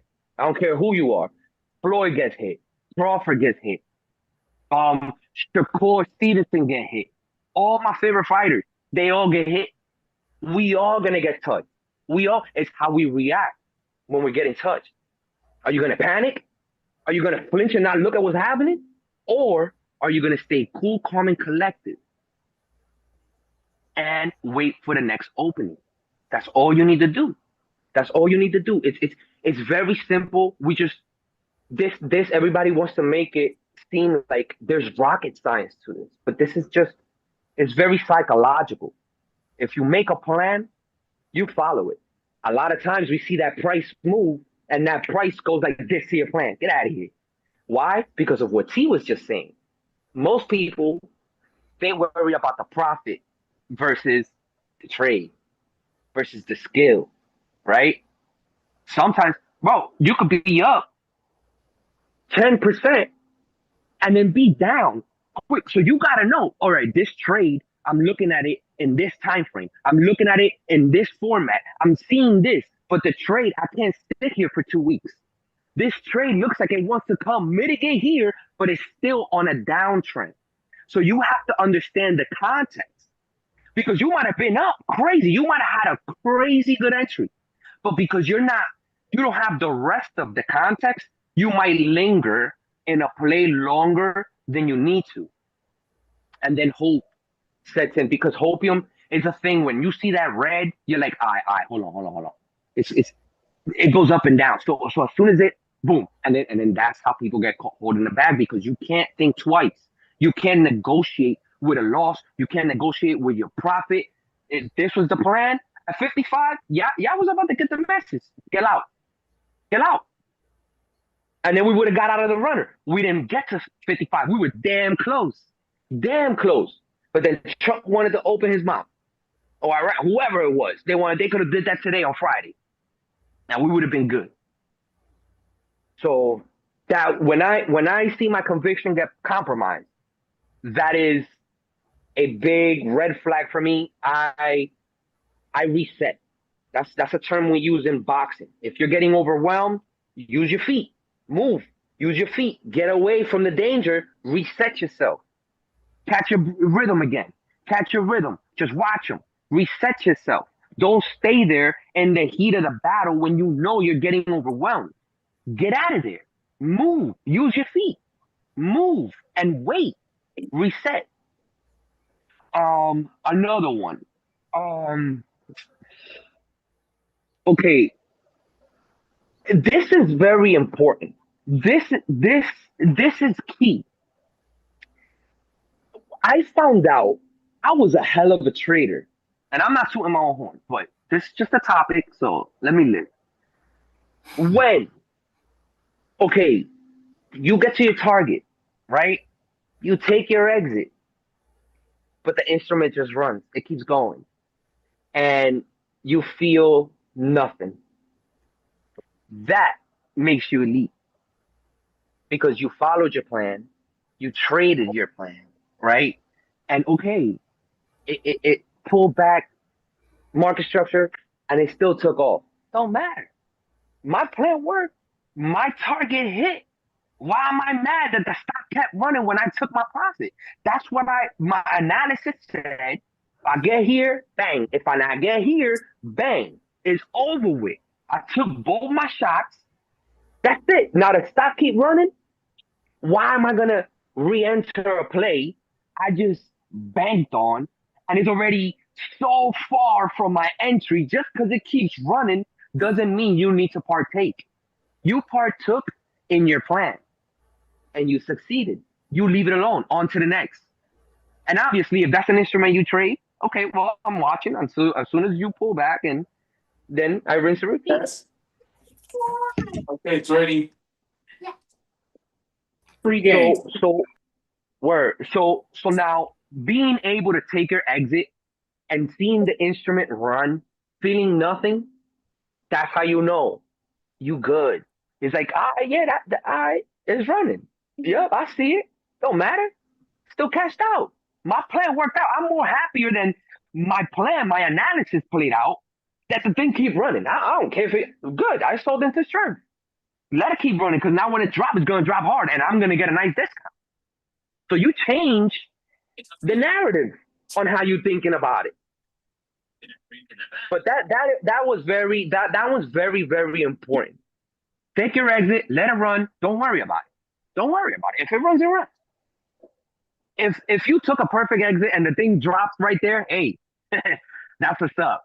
You feel me? Because it would have got bad. So what you want to do is be able to walk to the exit, without nobody. Damn, price is going crazy. Price is going crazy. Let me rush out, right? And then you get a bad feel. But okay, this is my exit. It's on my terms. I'm exiting on my terms, not on the stock market terms. See, yesterday, what happened with the play? Those weren't my terms. That's just price action, and I have to put my defense up. I have to block, right? So how did we block? Okay, you dishing out my whole profit. Oh damn, I'm getting hit. Woo. I have to get out and reset. I'm out. You squeezing me too hard. I'm out. I gotta clinch. Hold on. Yo, ref, hey, ooh, let me take a knee. Let me take a breather. Right? And then you reset. Now, let me see. Okay. Rams. Yeah. There's a good question in the chat. Jordan and Angie both. Jordan said, so the term getting shook out is toxic, right? Because that's definitely the mentality I ran with. And I think that's such a good point if you want to address it. Feeling like it's not about, go ahead. Yeah, shaking out means this. You might have a stop loss set somewhere and things wick out, but the term of getting shaked out should only come in with your plan. If when you do your analysis, it goes against you, that's you being shaked. That's your thesis being wrong. That is you. Okay, well, I did everything I could. I set all my probabilities, but it still went against me. That's me I'm shaking myself out. I don't gotta wait for the market to shake me out. As soon as I see what I don't want to see, I'm gone. I'm not even asking questions. I'm a watch price action. If I could get a re-entry, I'll take it. If it's just going nasty, I have to wait because I love consolidation. That's where energy is being built. Remember what we said in prior videos. Price is in consolidation about 70% of the time, and price expands only 30% of the time. So we're chopping more than we are running, right? Which means we are always fueling up, and then we take off, whichever way. So now there will always be that moment where okay, let it run. This got to consolidate. This got to give me something like a flag pattern at some point. It's got to consolidate into structure at some point or another. And then you can see it time and time again. Every time, go look at Microns and any of those stocks that just run in a straight line. Keep your eyes on them. Eventually, you'll see it. And the sharper you go up, the sharper you go down. What you want to do is go up, consolidate, go up, consolidate, go up, consolidate, and keep expanding. You keep expanding because it's consolidation, expansion, consolidation, expansion, consolidation, expansion. And that is market structure. And I'll add one thing to that, Rams. I'll add for the getting shaken out. Like, to me, getting shaken out is if I have my stop loss set and price, like if I'm going long and price wicks down, but it doesn't hit my stop loss, but the wick is nasty and I get out of my trade, that's getting shaken out. Mm-hmm. Mm-hmm. But if it comes down and hits my stop loss, that's me honoring my plan, right? Mm-hmm. Or if I don't have a stop loss, which this is not how I trade, I'm just speaking hypothetically. But if you don't have a stop loss and you're in drawdown and you're just telling yourself you don't want to get shook out because you don't want to own that you're taking a loss on this trade, like that's toxic, right? That's when it becomes toxic. Yep. But if you have a plan, anything outside of honoring your plan is getting shaken out. But if you get out the trade before your plan is executed, either at your take profit or your stop loss, that's getting shaken out. Yep. Like Ram said, once your thesis change, the structure changes, and you make a decision to get out because you're systematically protecting your capital and minimizing your loss, that's wisdom, right? Mm-hmm. And then and to your point, because this is, I think many of us who learn how to trade in a certain way felt the same way. It was like you're leaving money on the table, and it's like you have to flip it because if you hit your take profit, you're taking money off the table and you're taking risk off the table. Yeah, it may run to your TP2 and TP3, but you have to build that muscle for that, right? And unfortunately, a lot of us have not come from money. And so that poverty mentality sneaks in where it's like, I have to get everything I can out of this one trade. And we lose sight of like, it's a consistent game of discipline, right? So if you consistently hit your TP1 and get out, next time you can buy multiple contracts and hit TP2, TP3 and let your runners run and get that extra, right? But the idea of leaving money on the table and not getting stopped out, I agree, Jordan. I think that has been made toxic, and it's what has cost most of us most of our losses. That's a fact. That is a fact. That is a fact. And also, I mean, you gotta be willing to admit when that thesis is just completely void. If it's void, cut the loss before the actual knockout happens, right? Because you might be down 10% now, but then now you're like, yo, nah, I'm not willing to, I'm not gonna, I'm hoping it's gonna go against a break. And then all of a sudden now tomorrow you're down 45%, 35, and now you're like, damn. And 35% in a certain play that you might be in, 18% in a certain play, and something like Meta, 7%, you talking about a couple $500-600. So you down. If you down 30%, it's down. So you have to be very careful with the shaking out. I do agree, T. I do agree. You gotta just follow your plan. There is no such thing as being shaken out. If you have my thesis is void here, it's void here. If price faked me out, then it faked me out. But I honored because it might have not faked me out and it might have just broke down. And if I wouldn't have honored where I said my thesis is void, then I'm sitting on some crazy drawdown. So I'd rather get out quick and prove myself that I was wrong quicker than the market tell me, look how wrong you were, buddy. 100%. And I don't think we realize it, but like the more drawdown we sit in, it plays with our psyche. Like we start to think we're not good because we're seeing so much red. And then we hesitate, and then we don't want to, and then we lose confidence, and then we struggle to get in position because seeing all that red in your portfolio is not normal. I think that like in some cases it's been made to feel normal, but it's not normal. Like if you have a decent grasp on what you're doing, you shouldn't be sitting in a portfolio of red unless the entire market is crashing, and that's just where everybody's at right now, right? But that's not a normal place to be. And there is a what do you call it? Like a mental toughness that you want to be able to withstand some drawdown and not like, not get shaken out and get out of your trade because it went red a little bit. There is some of that, but sitting in like 50, 60, 70% drawdown is crazy. It's absolutely crazy. Absolutely crazy. Like it's absolutely crazy. It is. And it's so crazy that you got to say that's not normal. Like it's like no. And I'm speaking from my own experience because I was one of those. I said it and I'm like, I got time, it's gonna come back. No, that's crazy. That's not trading, right? Shock has a question. What's up, Shock? You're on mute. Yeah, so I got a question. So since I like primarily trade futures and I don't really have to run into theta. So say like I enter on a 15-minute candle, like I'm watching a 4-hour, 15-minute chart or whatever, and I enter on a 15-minute candle. How long should a trader expect to be in a trade? Like, is there a time? Like if it hasn't happened in 30 minutes, an hour. Not even. I don't know. Trading futures is different. So trading futures, you got to put it like this. It's very hard to swing futures.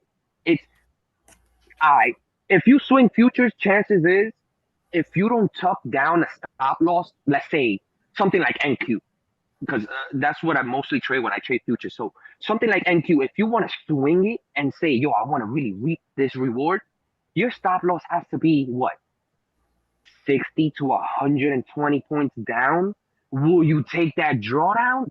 That's a big drawdown. So with futures, especially if you're trading in the 15-minute, I would at least, I mean, I'm sure you do. You're a dog at this, but let's say you're looking at a 4-hour resistance, 4-hour floor, an hourly ceiling, whatever it is, and then you catch it on the 15. Now you might have more room to wiggle if you can catch the explosion. So now you could just trail. You could just trail your stop. But with futures, put it like this. Futures, I trade market structure. I like a clean chart. I'll have my volume profile in there. As soon as I get into a big node, I might have a bigger reward brewing.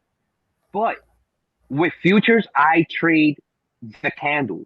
So I could be in the trade for 3 15-minute candles, or in 1 15-minute candle. I might have the explosion I needed. I'm gone.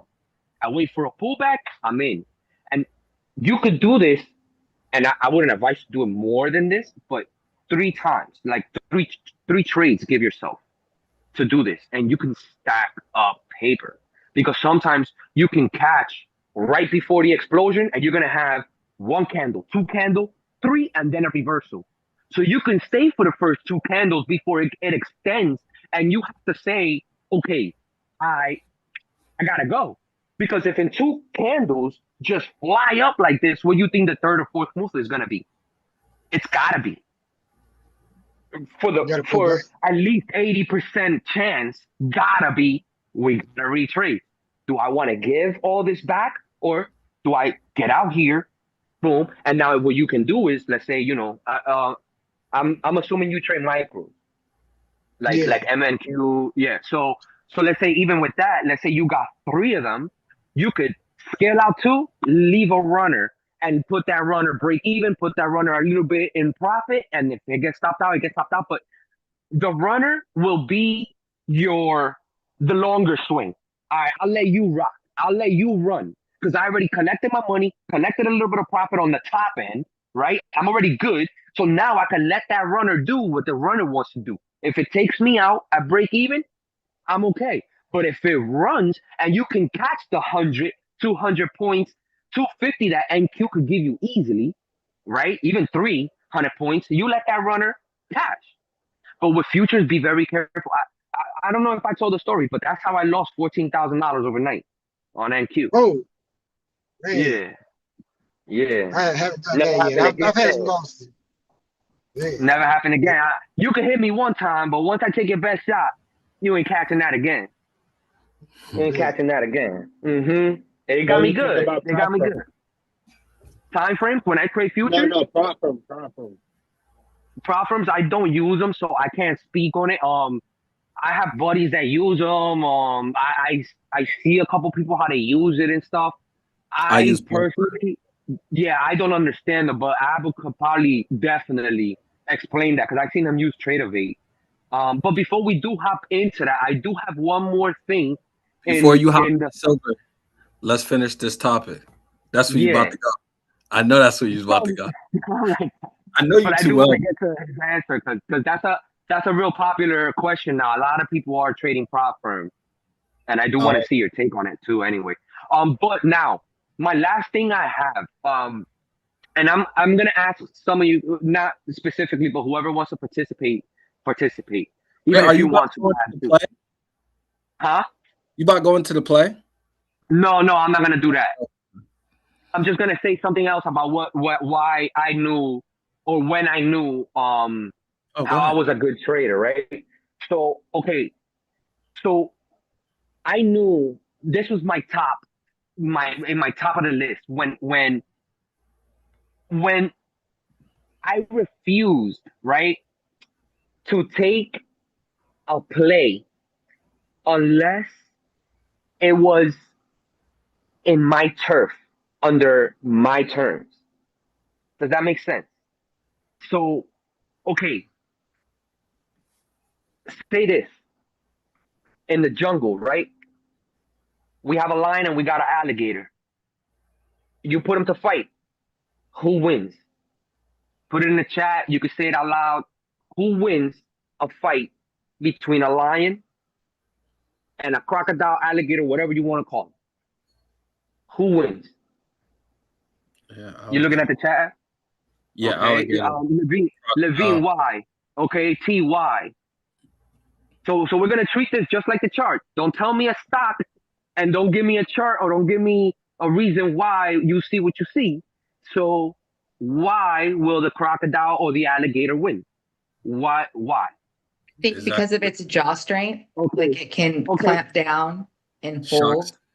Okay, so shock, you win.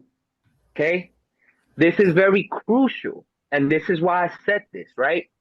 I refuse. Like, if I am a break and retest trader, I am going to wait for a break and a retest to do what I said I want to do, because that is my fight. Now, like Shock said, depends on the environment. It depends on whose fight we're fighting. If I get the alligator and put him on land, what's going to happen? The lion's going to shred him apart. But if I get that lion and drag him into the deep water, what's going to happen? That alligator is going to rip him apart. So it depends. The environment, it depends whose fight are we fighting. This is why, even with the kids and my kids in the gym, I tell them, don't fight his fight. Fight your fight. He wants to come up to you and just brawl out. Okay, box him. Keep him at bay. He come closer. Move. Don't stay in front of him. You don't want to fight his fight. He tougher than you.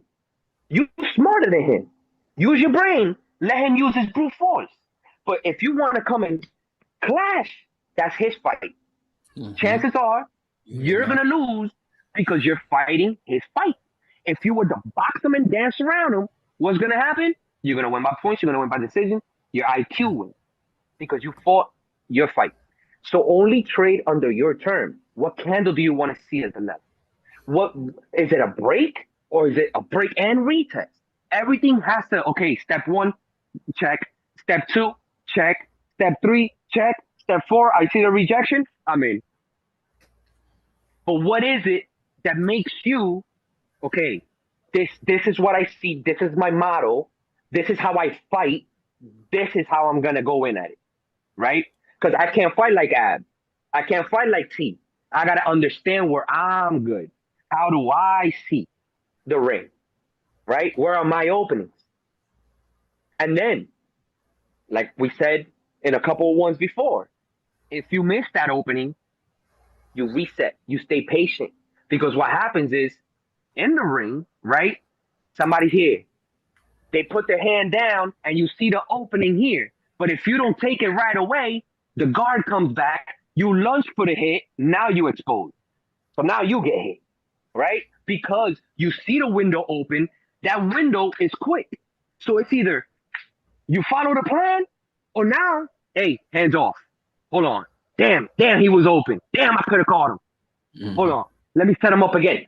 There you go. Boom. Right? So you set up. You set that up. You don't just chase it. If you here in front of me, what am I going to chase every hit for? For what? I already see you coming here for a reason. You got your guard up for a reason because you want me to fight your fight. Nope, you ain't getting close. Get out of here. You ain't getting close. Nope, and I'm out. I'm going to fight under my terms. Look at them combos, Rams. Yeah. Fire. That is so good. I see them. That was so amazing. Good. That was good. That was real good. I know when you got me. When I catch myself in the camera, like I'll be like, it's one of those proud moments. Like, yeah, that was so good. That was good. Ooh, that was good. Thank you. Go ahead. But that is all I have for that topic. Well, you said Ab, you cut up right there. Oh, I said my fault. I just had to praise you real quick. Oh, no. Thank you, my brother. Appreciate that. Of course. Appreciate you guys. But yeah, so yeah, no. And as far as the play, I mean, yeah, man. Let me just share my screen. We'll go on Silver real quick. Hold on, let me just real quick. Oh, go ahead, Ab. Yeah. And a matter of fact, and maybe get to his question though. Who? About the prop firm and what you think about it. Oh, yeah. First, I want to say, damn, do you understand your progress? Like, have you realized your progress from like, mine? Yeah, from like I've 3. been. I'm not gonna lie. I've been seeing it. Yeah. I ain't gonna lie. I ain't gonna lie. Our eyes is made to look outwards, not inwards. So but I could see you though. So I was gonna tell you, but you already know. Well, you mentioned it. I think it was last week you mentioned it, and I was thinking about. I was like, dang, you know what? I'm a little more. I feel a little more comfortable. You are way more comfortable, bro. Way more. It's a big difference, son. Because I could see you, so like I could tell just the slouch. When you was talking to me before was you was tense. Now you're able to like loosen your shoulders and stuff. That was bro. That was so good. So prop firms, my funded futures I used, and what's the other one? My funded futures, they use Tradovate, whatever it's called. And so the reason why I think futures is good is because when you want to build capital, like we learned from the wealthy people, you want to use debt to build your capital, right? So it depends. If you come in futures with a big bag, you don't want to do the prop firm. You want to trade your own capital. But if you're just starting off, why not use someone else's money and use that as your leverage? And then on top of that, you can't really, they have rules implemented in there where you could blow up your account, but it'll be like 70, 80. That's up to your risk management, how much you're willing to, but it's good if you find the right prop firm. My funded futures is good. So if you trying to build your capital, go in there and do your thing. And it's like $77 a month. You get a plan, you could pay like under $50 a month, and you just use that. It's like it's not paper trading. It's a little bit money tied to it. So you're gonna take it a little more serious once you blow a couple accounts. Because you're not gonna, I don't know. Everybody's journey is different, but I didn't pass on my first valuation.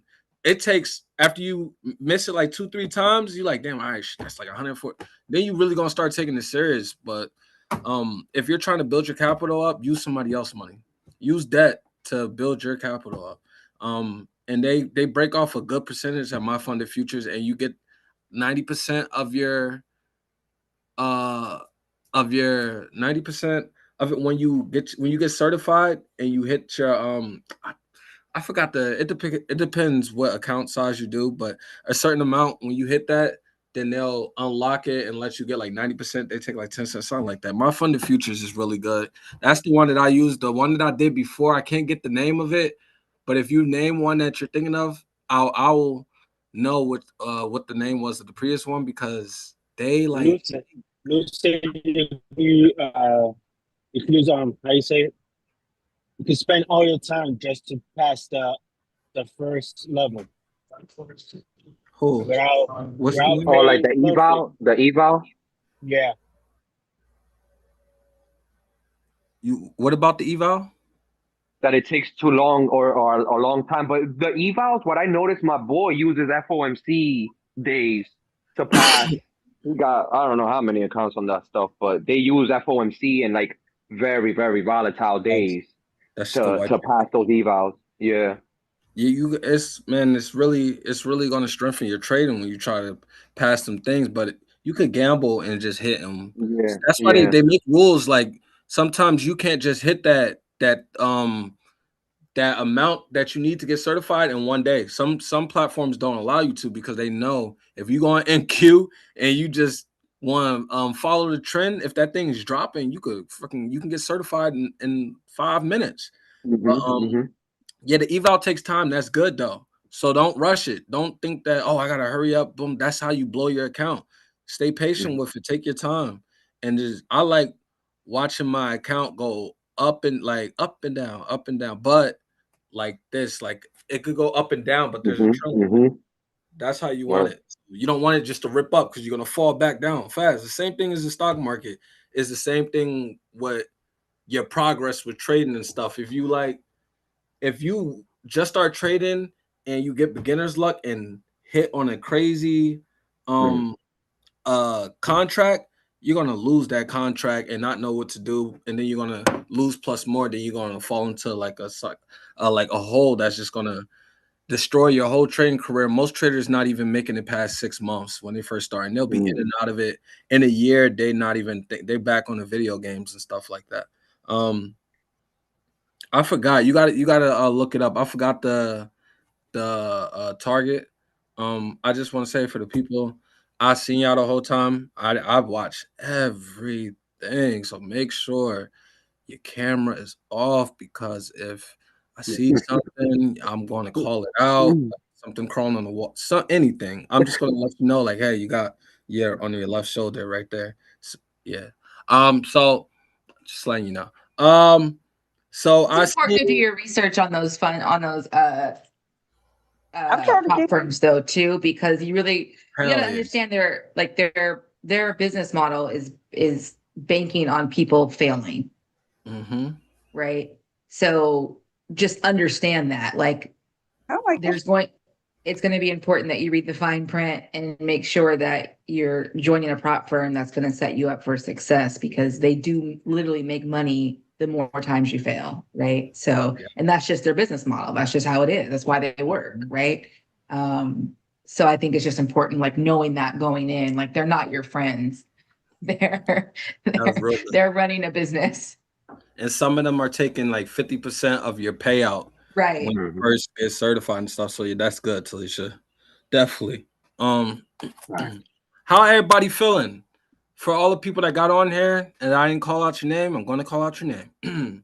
Shock, Peace King, DC, peace and blessings to you. Alex, I'm not sure if I seen your name for man long, so I'm not sure. But Peace King, Forever After Money. I'm telling you, if you don't start changing your name, I'm just going to be like, I'm probably just going to just skip past your name, because your name is just so long, like Forever After Money, Peace King. You get a whole sentence. I feel like it's not fair. Marisol, Peace Queen. And I think that's all we got on there. And then on YouTube, I see y'all too. I can't forget about y'all. Even though Talisha and Rams forget about y'all, I won't forget about y'all. Just that's so ridiculous. Jared, Peace King. Jared said hello, Abs, Rams, and Professor. Jared, what's up, brother? What's up? We see you. Hey, Jared. Drum Banger said Lauderdale picking alligators. Yeah, I bet you do that. I bet you do. I'm not even surprised. Lauderdale picking alligators every time. Guys, I'm using that example, that story, Rams, the lion and the alligator. I'm using that in my class. That's so good. I knew he was going down. Yeah, that's going in class next quarter. It's funny because you can catch so many people. You ask them that, and everybody will say, and they'll name the animal. They'll name either one they like. Yeah. Yeah. It's the perspective. You got to look at it. See, it's like charting. That question is almost like, it's like, okay, I see the candle. The candle is going to do this, but okay, wait. Let's look at let's look at what happened before, what happened left. Let me look at the whole picture. Let me see the turf. Let me see the environment that we're in. There goes whether I want to go up or down. Yeah, that was. Quay? Is it Quay or Qua? Peace King. Yeah, Forever After Money. We're gonna have to start applying pressure. I see you, brother. We're gonna have to start applying pressure. We need that. You gotta come up off of that. Oh, my fault. Rachel, I said peace and blessings to you too. All right. So that was so good. That was good from both of y'all. So I didn't I purposely told myself not to even think about this. I'm one of those people that I like to be caught off guard just to see how sharp my mind is. So this whole title and when did I first knew I was a good trader, I told myself not to think about it, right? So bear with me. I'm gonna talk real slow probably. But I'm going to be serious just to let y'all know, because I joke a lot. So my queen don't even know when I'm serious. So I know y'all not gonna know when I'm serious sometimes. So I'm gonna be serious this time. So I have to tell you that, because how I'm gonna start it off, you're automatically gonna think I'm being funny, but I'm not. So how did I knew I was a good trader is what really I'm not even gonna toot my horn. What really is gonna like separate a good trader from a great trader. I came into the stock market already thinking that I was a good trader. So that could be a good thing or a bad thing, depending on your mental. For me, it was a good thing because it's like I got to stack my confidence up before the market shot it down. But when it shot it down, I was so high up that my confidence floor was all at the bottom. So when I dropped down, I still had so much confidence. So once I started to learn how to trade, actually, that just kept building my confidence. But I already came in knowing that I was going to be a good trader. That was my first time and it sounds crazy, but that was the first time when I realized I was a good trader off the rip, because I came into it with a clear mindset and I was locked in focus, and I said that I was going to be this. So the universe has no choice to accept it, right? Most of us ain't thinking like that. That was the first thing. But then when it wasn't as easy as I thought, it knocked me off my feet a couple times. Chink checked me hard. And when I noticed that I was a good trader was when I noticed I was a great trader is when I took a year off of happening any trade, and I was still obsessed with the market, but it was just in the back of the mind. So when it was in the back of my mind and I got distracted and stuff like that, for some reason, he kept bringing me back to trading. Allah, God. For some reason, kept bringing me back to trading. I got back to trading, and there was one time I was like, all right, well, this is what I'm supposed to be doing. That right there, when I was able to take a year off and not getting no trades or nothing and seeing like the stock market boom is when I knew I had something good, because I was able to sit there, and as bad as I wanted to get in, I knew I wasn't there mentally.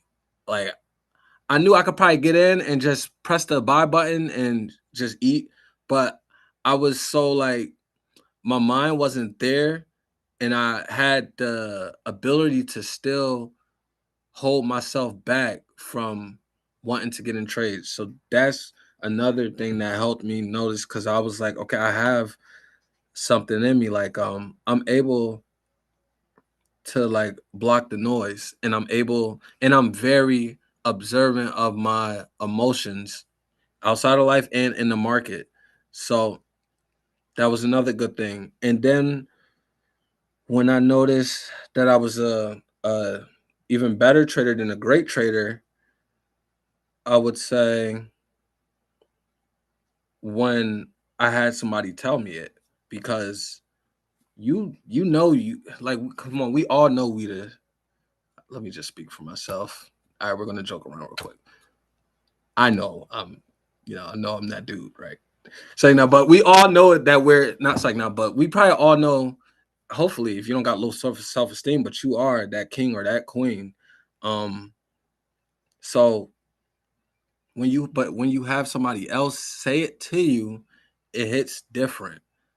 So when I noticed that I was an amazing trader was when I had the ability to get in a trade and not like not be so locked in, because I had a problem where I would get in a trade and I'll be like this the whole day until I got out the trade.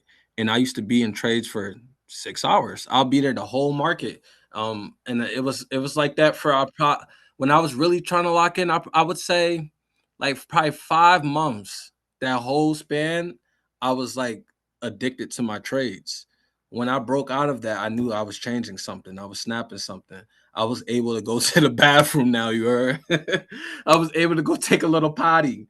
Like I wasn't afraid, because at that point I knew that I was managing risk, and when I put in the market, I was fine with losing, and I put a stop loss on it. So that at that point I knew I was starting now to care about my money. I wasn't just using it like, how like some people are good with cash, and then there's people that you don't want to give them cash, so you're going to put it in a bank, give them the debit card, or vice versa. So I knew once I got to that point that I'm able now to scale my money up, because now I'm going to be mindful and careful of how much money I put out, so my emotions aren't tied behind it. Because the more money that I kept risking, the more I would want to sit in that screen and not move. But once I was able to find out that like the reason why it's that is because one, you're looking at your P&L. So I really stopped doing that P&L thing for a long time until I was able to look at my P&L without letting my P&L tell me what to do in the trade. So once I was able to do that, that was another reason. All these pieces is what I noticed. And when I knew I was an incredible trader was when I had the ability to jump in the market and not feel nothing at all, like nothing. It's times where I would get a little like, damn. So, but 2 seconds later, a joke would come up and my goofy side come out. And once that happened, I knew I was on a different level. And then when I started getting myself out there and you just start, when you start teaching, when you're able to start teaching people about how you did this and how you can do this, you're no longer a good trader. You're a great trader. When you could teach someone else, because that's how you learn about yourself. And then you're bringing someone on with you that, and then if that person always watching you, all you got to do, you don't even have to look at yourself. All I got to do is I didn't teach Rams, Talisha, nobody in her nothing. Besides like showing y'all videos and showing y'all what charts and stuff that everybody else could do. But if there was something that I felt like, all right, they're like 8 out of 10 on this, they could be a 10 out of 10 of that. I'm able now, I'm not going to say what it is, but I'm able now to sit back and look and observe Rams and Talisha based off of the things that they say to me or just how they say it. Because we could say things, but it's the emotion you have behind saying something. So I'm able to see the passion or the happiness, or if you're telling me how well this well this trade went, but I could look at you and see like your eyebrow, your lip, something's twitching, or your voice wasn't strong enough, it came weak, I know you're lying to me. So I'm able to look at them and just be like, damn, like I am a amazing elite. I'm gonna toot my damn horn, god damn it. Incredible trader, because I didn't just make me money. I didn't make them money neither, but I was able to help them show something that they help them see something that they had, or I was able to put myself in a room with them and their greatness exposed the weaknesses I had, and I was able to capitalize on that and strengthen myself by surrounding myself with great people. It was so when you do that, they're both great traders. You put pressure on yourself and you're able to see what you're weak at. And I'm able to do that in any room that I go in. When I knew I was an incredible trader, I was able to go in any Discord or any Patreon and take over. That was my whole thing. Not like if I'm joining something, I'm not about to be. If I'm joining something, I'm about to come in and let y'all know I'm probably the best trader in here, or I'm top 2, top 1. But every time I came in the Discord, Patreon, Chris Sane and Trap Thing, I worked my way there just for myself to just like, because I don't like to be wrong. So sometimes I put myself in positions like, damn, you're already here now. So now you got to prove yourself. So then I prove myself. And then once you get that validation from everybody else, and then once people is telling you that it's not even just trading, just other things and stuff like that, you're an amazing trader. And when you start, I'm telling you, I'm gonna always say this, when you're able to praise God for when things are going your way, and when things are just like damn, I can't believe this is sometimes you're like, oh my god, I can't believe this is happening, I'm like the best ever, when it's not really even you, it's someone that's higher than you, it's a higher power that's allowing you to receive your blessings, because he could just give you pain. But once I started adding God into it and just like really praising him for everything, and then he knows in my heart I mean well, and I just want to change people's life, man, he changed my trading life, because he knows that's my way to touch people. So he put that mark on me, and that's I was an incredible trader. So I gave y'all good, great, amazing, incredible. And man, I'm telling y'all, it's the confidence. If you talk to, like, I sit there and really do homework on these millionaires, billionaires, man, their confidence level is, that's why people think they're like arrogant and stuff like that. But it's not. Sometimes they can be, but a lot of times it's just, you're just insecure. And your confidence is extremely low. A lot of times that's the only thing that's hurting you is your confidence. What, like, do you actually believe in yourself? Because I know when you're in a trade and it goes well, you might, but when you get in that trade and it goes wrong and then it goes wrong again, you start questioning yourself, and that's okay. But most people, when they start questioning themselves, then they start talking down to themselves.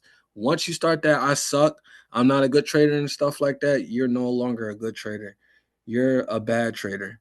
And you're not going to be a good trader until you could go inside and until you could go internally inside your mind and rewire that that hate you got towards yourself, and just stare at the mirror and be able to build your confidence back up. Confidence is such a huge thing that I don't think is talked about. I think because people just cocky and confidence is like, I feel like if you talk about confidence too much, they're gonna think you're cocky. But even if it comes out cocky, if you know my intentions and stuff like that, then I don't care. But if you don't know my intentions, I don't care because I know my intentions, right? So it's about that, and just like not caring what nobody thinks about you. Sometimes, and another thing is we're so full of ourselves.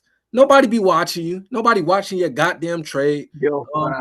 We be so afraid to just throw ourselves out there. Throw the damn chart out there. If you wrong, you wrong. Nobody, like, we be thinking. Ain't nobody gonna jot it down and remember. If I throw this chart out there, they're gonna start clowning me. We start and stuff like, and it holds you back when you could have asked that one question that could have changed their whole trading career. So that's another thing as well. We gotta stop being so full of ourselves. Goddamn, nobody watch you like that, girl. Go sit your ass down. But yeah, just throw that chart out and just don't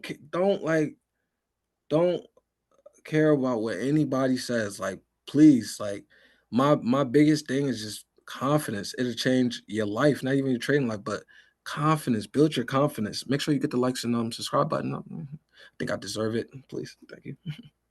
All right. So thank you for everybody listening to my rant, and I'll pass it on to Rams before I start tooting my horn because I could feel the itch coming in. Ash, Peace Queen. Go ahead, Rams. Take over. Sean, Peace King. I see y'all.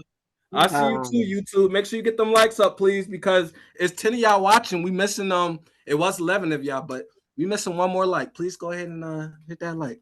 I do want to add one thing to what you shared, Ab, because especially, and I'll just speak to like my female traders for a moment, because I think our emotional journey can be a little bit different. And although Ab's sincerity around his confidence, like Ab's confidence is sincere, there's a lot of ego and like testosterone in this environment that just makes it feel confident, but it's not. Like, it just is it really is arrogance. And I think that, and I'll speak for myself, sometimes it can feel like we don't fit in this space because there's so, like, I'll give you a real live example. And I'm going to go back to the Patreon, not to talk about the Patreon, just as a point of reference, because many of us came from the Patreon. But there was a point in time where, as a female technician, I was given out pretty accurate price levels, but it wasn't until like Ab or Ram would validate me that other people would believe it, right? And so I think when, like, being in such heavily male-dominated, like egocentric spaces like the financial industry, and no one knows, like, I'm a finance major, like, because I don't, like, most people don't know that. So they just assume, like, let me, the woman in distress whole situation, that's just crazy. That's a whole other patriarchy discussion. Anyway, it wasn't until the guys would validate my levels that people would believe my levels.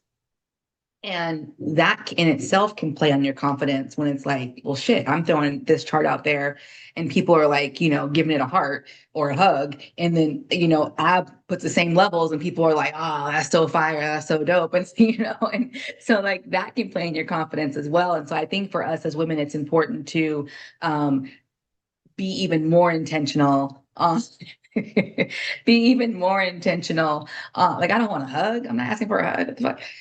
Anyway, be even more intentional about building our confidence and knowing that we do have space here. And even though there may be we may not be often as like loud or vocal about it, like having spaces where we can still shine. And we can support each other in that, because I do think it's very like you either get, from what I've seen, you either get women traders who make it seem incredibly aesthetic and don't talk about the emotional side, or you get the ones who have just completely assimilated to the male dominant cultural side of it and just become like kind of outside of themselves, like they're like lose their femininity in it. And so anyway, all that to say, I think that it could be a little more challenging for us as women. And so we have to just put a little more seasoning on our confidence to make sure that we're intentional about it. What do you say? Don't send me a hug. She will shoot. Shut up. That's so good. I feel like that's in every field that a woman step in. You kind of like, you're not really in competition and don't really have nothing to prove, but that's how you're gonna feel that pressure though. So I definitely understand that, especially with trading. But I don't know if you know, but actually, I found out that female traders are actually more successful than male traders. So I do know that. So yeah, we got to get out the narratives. It's not 1800s and whatever. Exactly. How we feeling, everybody? Rams about to bless us. I just want to see how everybody's feeling, because y'all been on here for almost 3 hours, 2.5 hours with us, right? 1:30 we started. Damn. Oh God, jeez. We started at 1:30. Almost 3 hours. How we feeling? How we feeling before Rams come in and bless, because he is the preacher. Stock market. How we feeling? The market is closed. It's 4:03 already. Sheesh. It's super hot here. Levine, you ain't lying, man. I was in my kitchen. I said, yeah, this ceiling fan. I mean, not the ceiling fan. This window fan coming out of here. I'm about to throw the AC in the kitchen. Shit, like I can't do nothing in there. I don't even want to cook.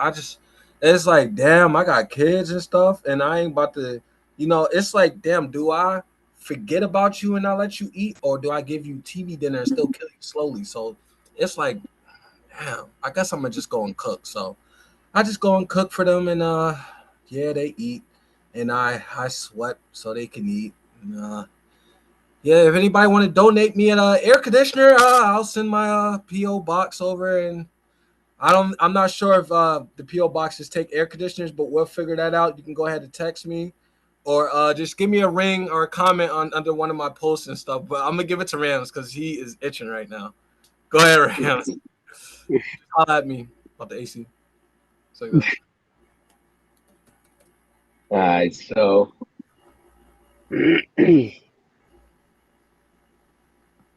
we're going to just briefly go over the silver play and why I exited, where we entered, and correct me if I'm wrong. We working the fib on this session, or that's for next session?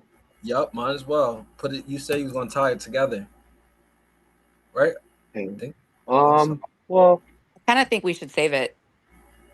Yeah, it's already 4:00. Yeah, let's save the fibs. Yeah. Okay. True. So but I mean, Ram, still show it if it's as part of your analysis, but we can just go in like detail, next time around how we all use it. And we could just end it off with Q&A after you. Yeah. Well, I'll show like a couple little ways I use it. Because I'm not typical fib trader. Like I'll use it how you're supposed to use it. Lows to highs, highs to lows. But I like, you see those institutional candles? I like to fib that. I love to fib institutional candles. So they'll work almost like an FPG, right?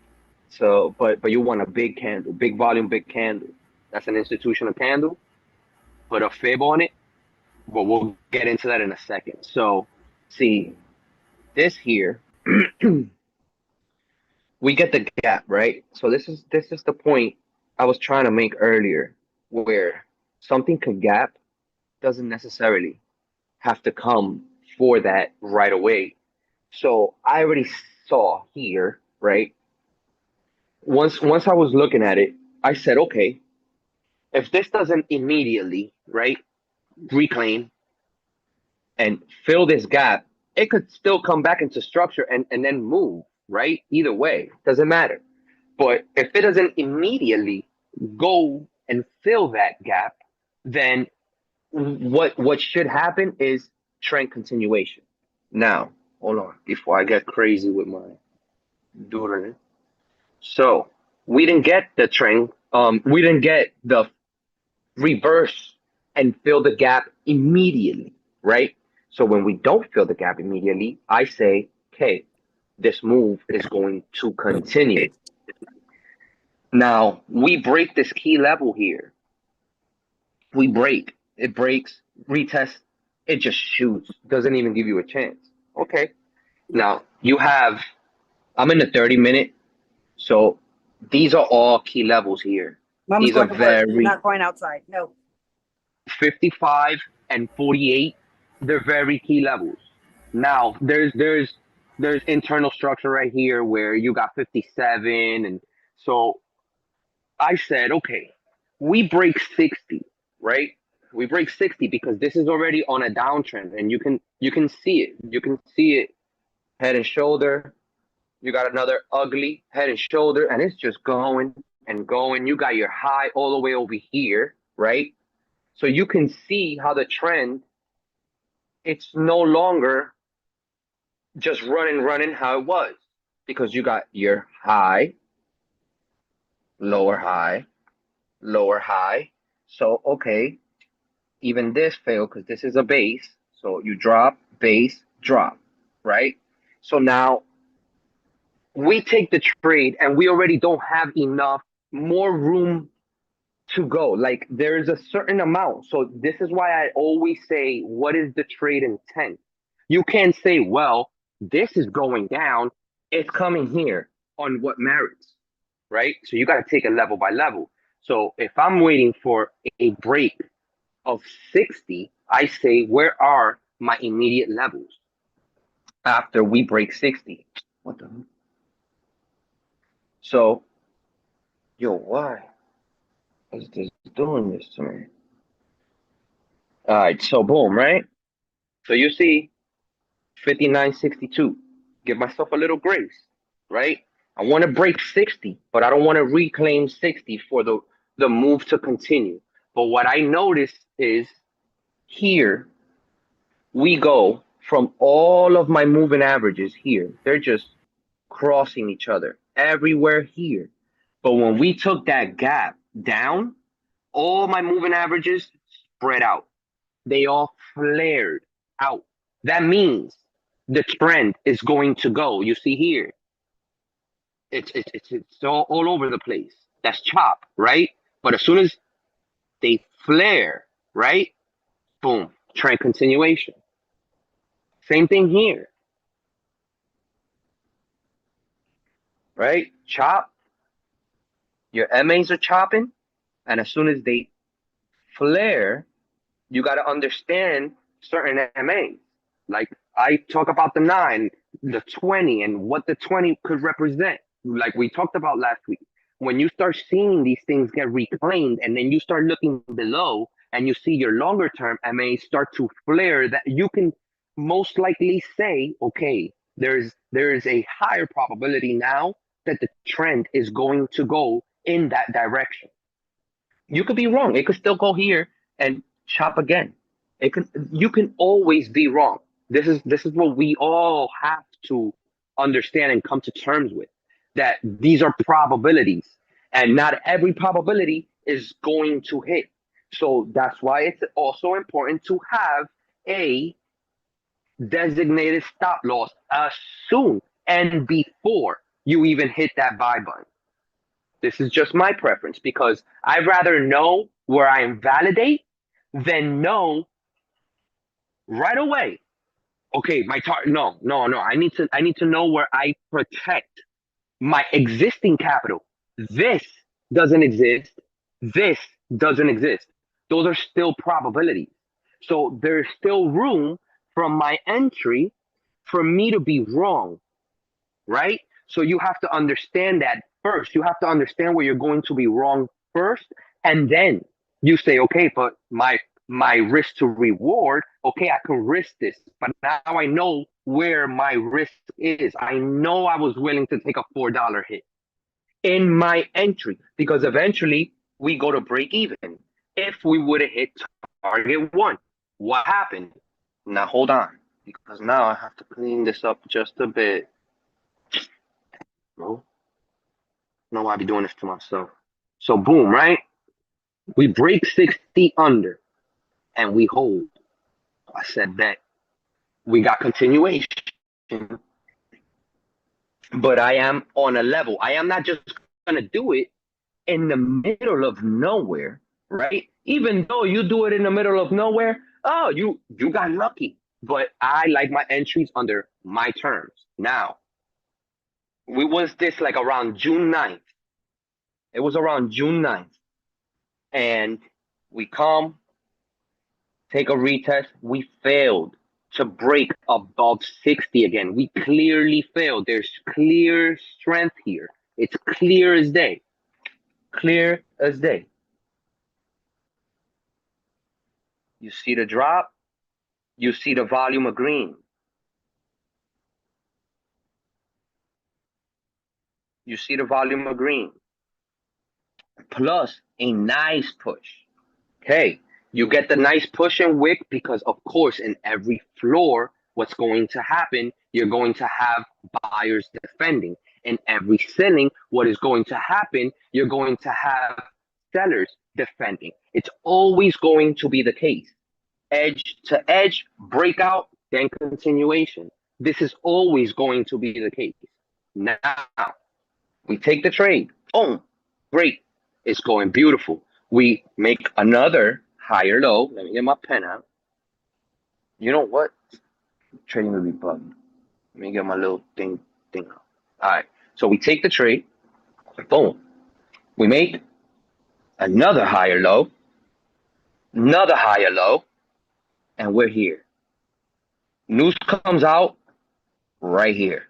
Right here. As we're just shifting down. Look at the rejection right here. You can see it clear as day. We weren't here hoping. We weren't. I'm watching price action. I'm watching. And I said, okay, like we doing good. We are going at least. We're going to hover into the $55 zone. We get news, right? Pops. Once I see we ate this candle up, that was a concern. Now, if you look at my volume profile for that moment, for the day, what do you see here? All buyers. It just gets crazy. Then here, this candle starts. This candle was a regular candle, just like every other candle. But you see how fat it is. So it starts growing, growing, growing. I'm like, whoa. All of a sudden it lights up. Now you see this. With the volume profiles, this is something we're going to get into as well. So you guys have seen videos with the shapes. So we have the P. This is a D, where it's chop, right? You have, damn, that was crazy. A B, right? But then you have a total bullish sentiment in I. Okay, this just takes off. Where did we enter? This was our zone of entry.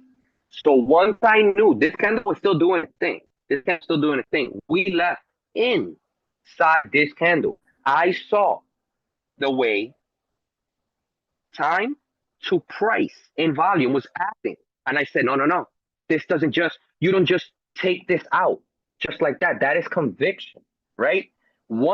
If we wait to this with that massive volume, after they declared this floor right here, you stay here just to see what happens. This happened quick. All of that happened too quick.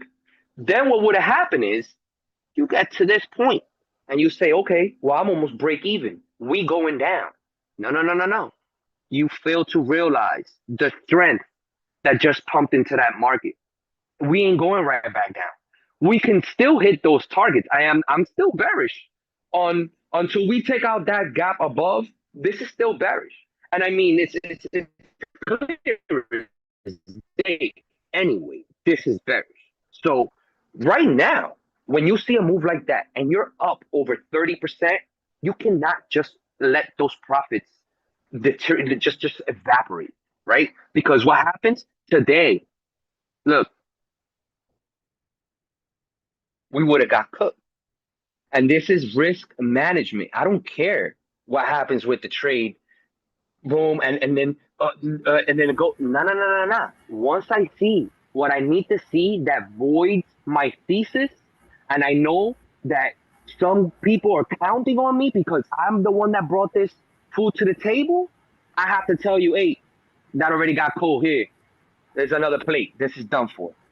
Get out. Just get out. Don't think about it. There's no what ifs. There's no but no, there can be a higher low at the moment. We're going to lose our profits because our entries here, this is already with strength going towards our door to knock it off. And it knocked it off. So now from here to here, we would have lost about $2 whole. And in this trade, we would have been down from 15 to 20%, 25% by today at some point here.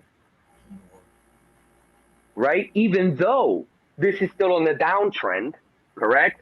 Our entry wasn't here where we had room to give what? More profits back? This would have been still your invalidation.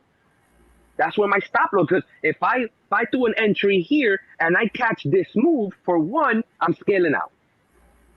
And two, once this moved, right, where I scaled out, my stop loss becomes the next zone.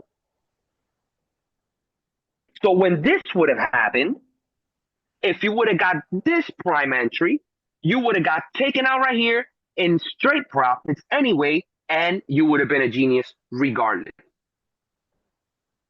By following the rules, your rules, not the market's rules, not the market maker, not the news, your rules. Your rules. And because this candle broke my rules, it broke my thesis. The volume, I wasn't bullish in this play. I was bearish. So when I see this heavyweight step in, I don't want no sauce. I'm humble enough to know, all right, let's go. Let's go look for somewhere else. We good here. We had some, they took some back. Let's leave with what we got. So tomorrow we can still fight.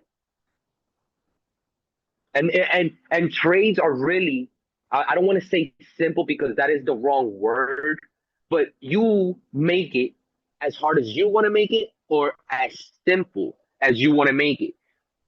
All you need to do is understand not only the context, because it's always good to understand look at this.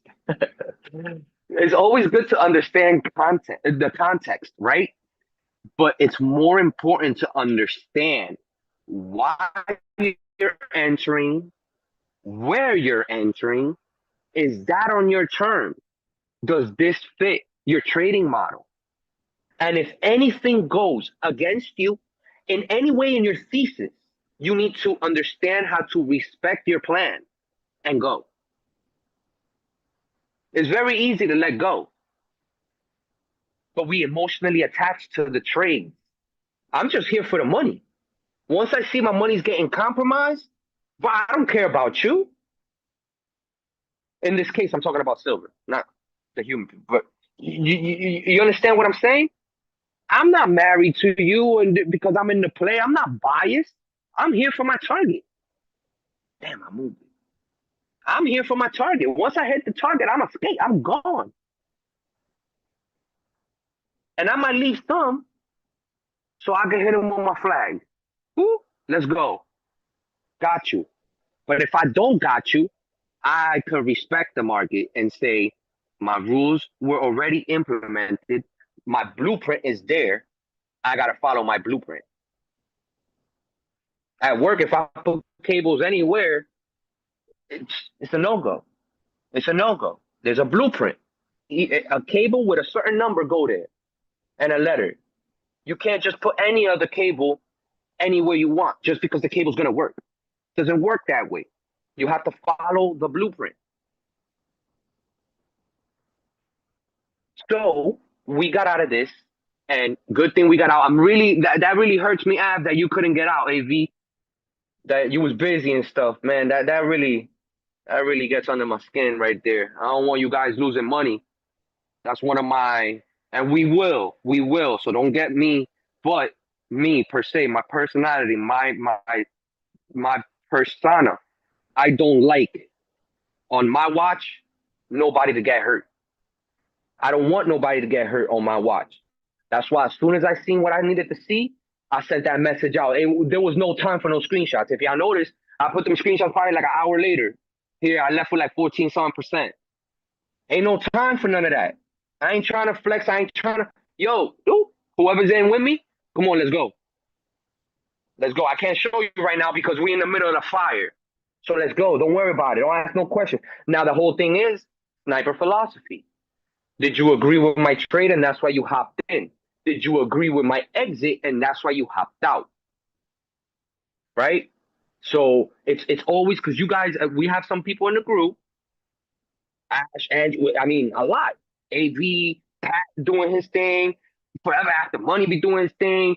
I mean, there's a lot of people in the group be doing their thing. So y'all pretty well familiar with these charts. So, but when I put a play out, I'm vigilant. I'm very vigilant because I know that you guys' capital is on the line, as well as mine. But I don't care about mine. It's my trade. I know what I'm doing. I'm cool. I'm cool. I know why I'm in the trade, and I know how much I'm willing to lose. But when I know that you guys have money on the line on my name, you best believe I'm on that. Like, I'm on that. And as soon as I see the first sign, I ain't thinking about it. I'm not playing with your money. I will never play with my money. I'm not playing with the next person's money. So I had to make sure I send that message out right away. Get out. Going. It's over with. And we left with a little plate, but we still ate. And the most important part, right? The most important part, and shout out to Big E too. Big E, he be shouting out crazy. He be doing his thing crazy with the future. So we got a lot of powerful people in the group. A lot of powerful people. Shock. I mean, outstanding.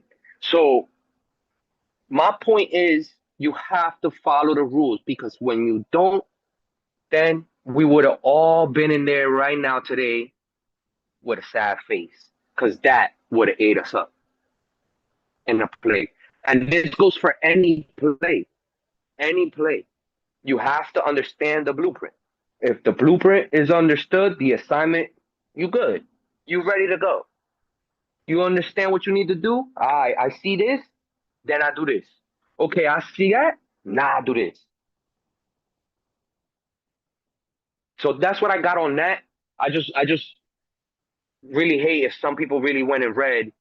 I try to catch it as fast as possible because believe me, like this to this, it went. When this closed, this candle wasn't playing. Look at the bottom of it. That's strength. Anytime you see a candle like that, it's like you got to be careful. So when I seen this shooting up like a rocket, I said, okay, hold on. And we're not negotiating going from green to red. That is not going to happen.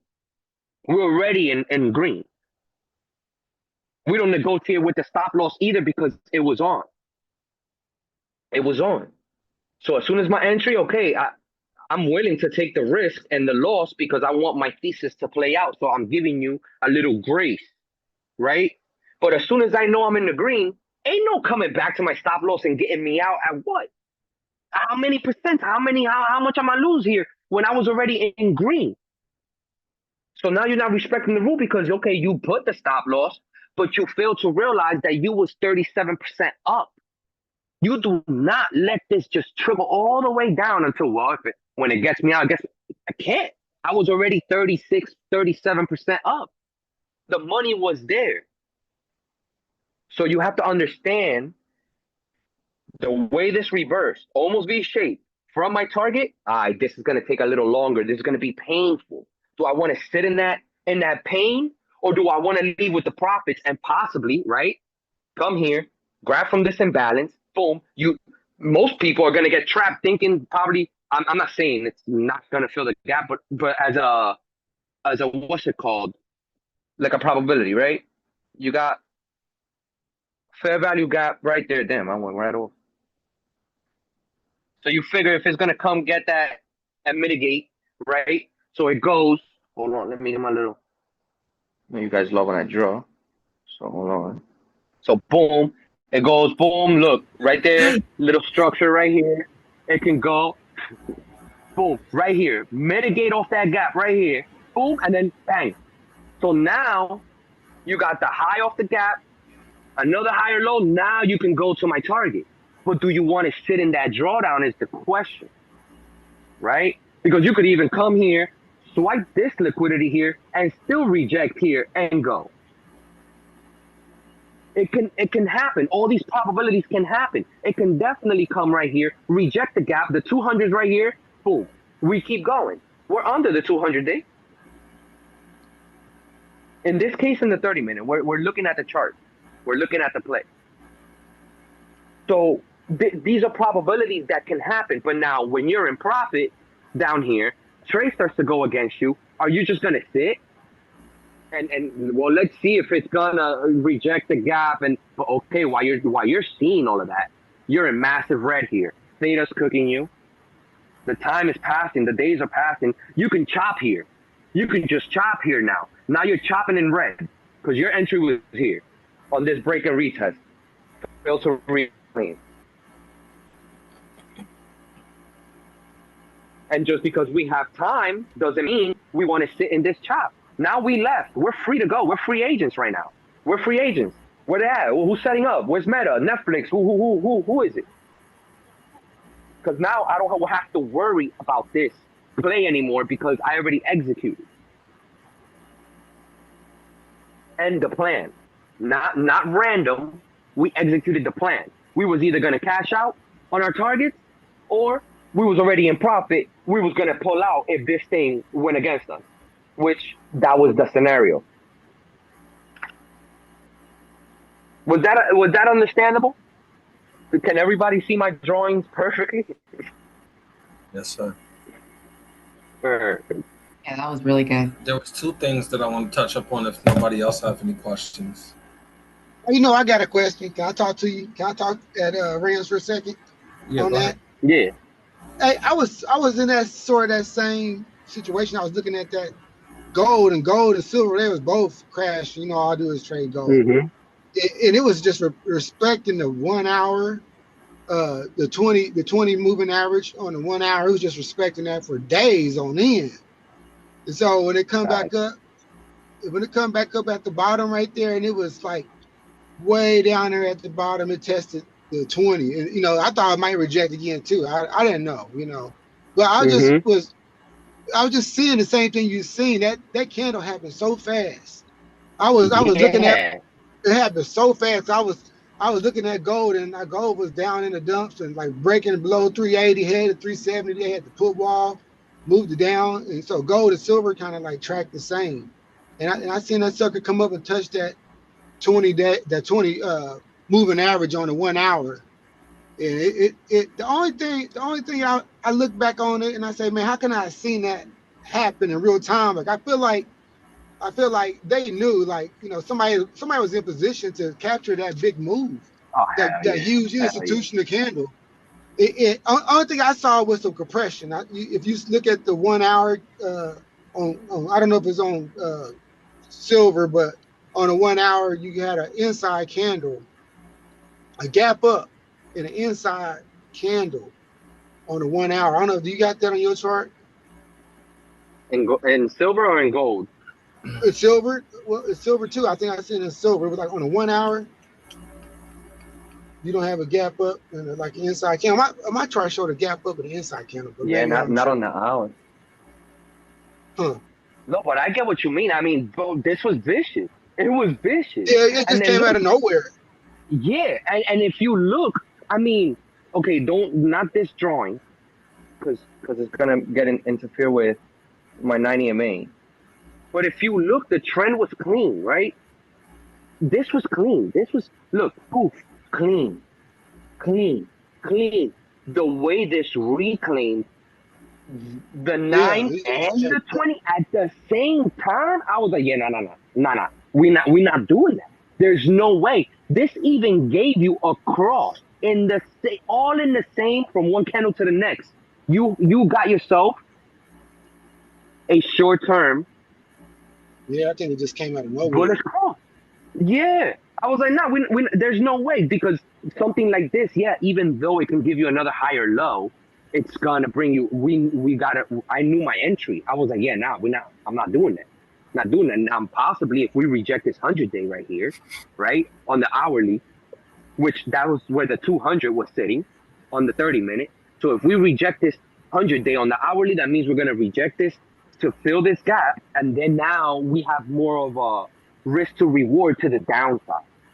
Because now when we get to our old entry, I'm not saying we're going to take the play, I'm just doing like an example. But now from here to here, you're in massive profit. So do you have your extended hours on? Right now I don't, but yeah, I could put them on. Yeah, turn your extended hours on. You might see the gap I'm talking about. It was a inside candle, like this white candle. There should have been a gap on the 1 hour, like right around midnight. I'm on the hourly. Then we had this after hours. It gapped up here. Yeah, that gap up right there. 2 days ago. Wait, what was this? This is today. No, this is yesterday. Yup. So it's this right here. Boom. That was a sneaky move. That's a sneaky thing over midnight. And I'll be talking about the 2-day open. That's what I'll be talking about at midnight. I know with gold on midnight, something happens, and then like I think it's maybe Shanghai. They do something. They have their exchange, and then London happens at like 1, and they got the commodities exchange opens up at 1. Then at 3 o'clock, like the bullion, the ETF starts trading. So you got all these little different micro openings happening, and they reprice these things overnight. So like I'll see some moves, and they'll be like, oh, they made that decision at midnight. Now that the big candle came later, but if you notice there's a gap up, at midnight. I'm not hindsight's 50-50. I'm just talking out here. I'm not even saying that I've seen it, but I'm tracking gold like that, and I was sort of the same play because I had got into a play, and it went down, and I just sat there and I waited for my next entry. So when I seen that gap up, it gapped up to a put wall, it gapped past it, it closed past it, and came back and touched it. But I had kind of been seeing that play develop right there, because it was like, man, like you said, you had your target set, going down a little further, but there's a lot of pressure right there. There's a lot of pressure cooking right there. It could have broke down. Look what it did. Look what it did after hours. Look what we went to after hours. Yeah. Like it did my move after hours, and I mean, what are you gonna do there? But but you see right there. You see right there at midnight where it closed down and it gapped up. They're bearish candles, right? I mean, they open high and low close, but it was still a gap right there. And then you get that nice institutional candle. It is an engulfing candle. So they set a new floor, and that's the kind of sneaky stuff they be doing. And I'm like, okay, what y'all doing right here? So I'm like, I was waiting that whole time, waiting on something to happen. I said, whatever happened right here, I'm gonna be waiting on the move, because it was a negative gamma. that whole area was so much negative gamma. So any move that was gonna happen was gonna be explosive. You know what I'm saying? So I don't know. We're still in that, probably in a pocket of negative gamma. But I just wanted to talk with you on that. I seen that play. I seen what you was looking at because I was watching that stuff too. So that's all I had. That was crazy. That was crazy. Good thing we took that exit real swift because, man, look, SpaceX closed at 164. What was it? Where they closed at? So look how many people already got trapped. This thing's probably still gonna do its thing, but SPCX. I'm about to I just want to ask you two things, and Man, what the hell? I don't know if you want to keep going. I'm about to go get the kids. Nah, we're about to wrap it up right now too, cause I gotta jump in the shower and go come again. Okay. And the one thing about SpaceX, most IPOs lose about 50% of their value in the first 5-6 months.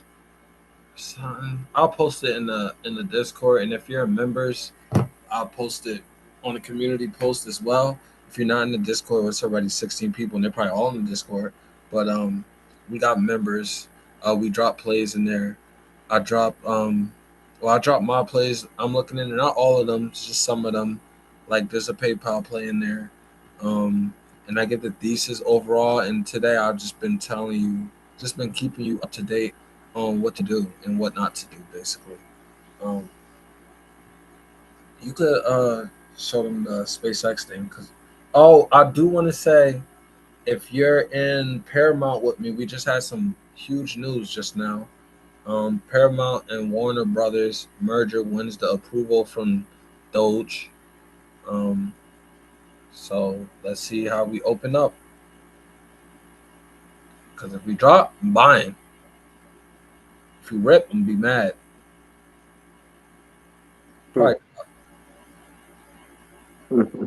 But yeah, that's big. That's huge news.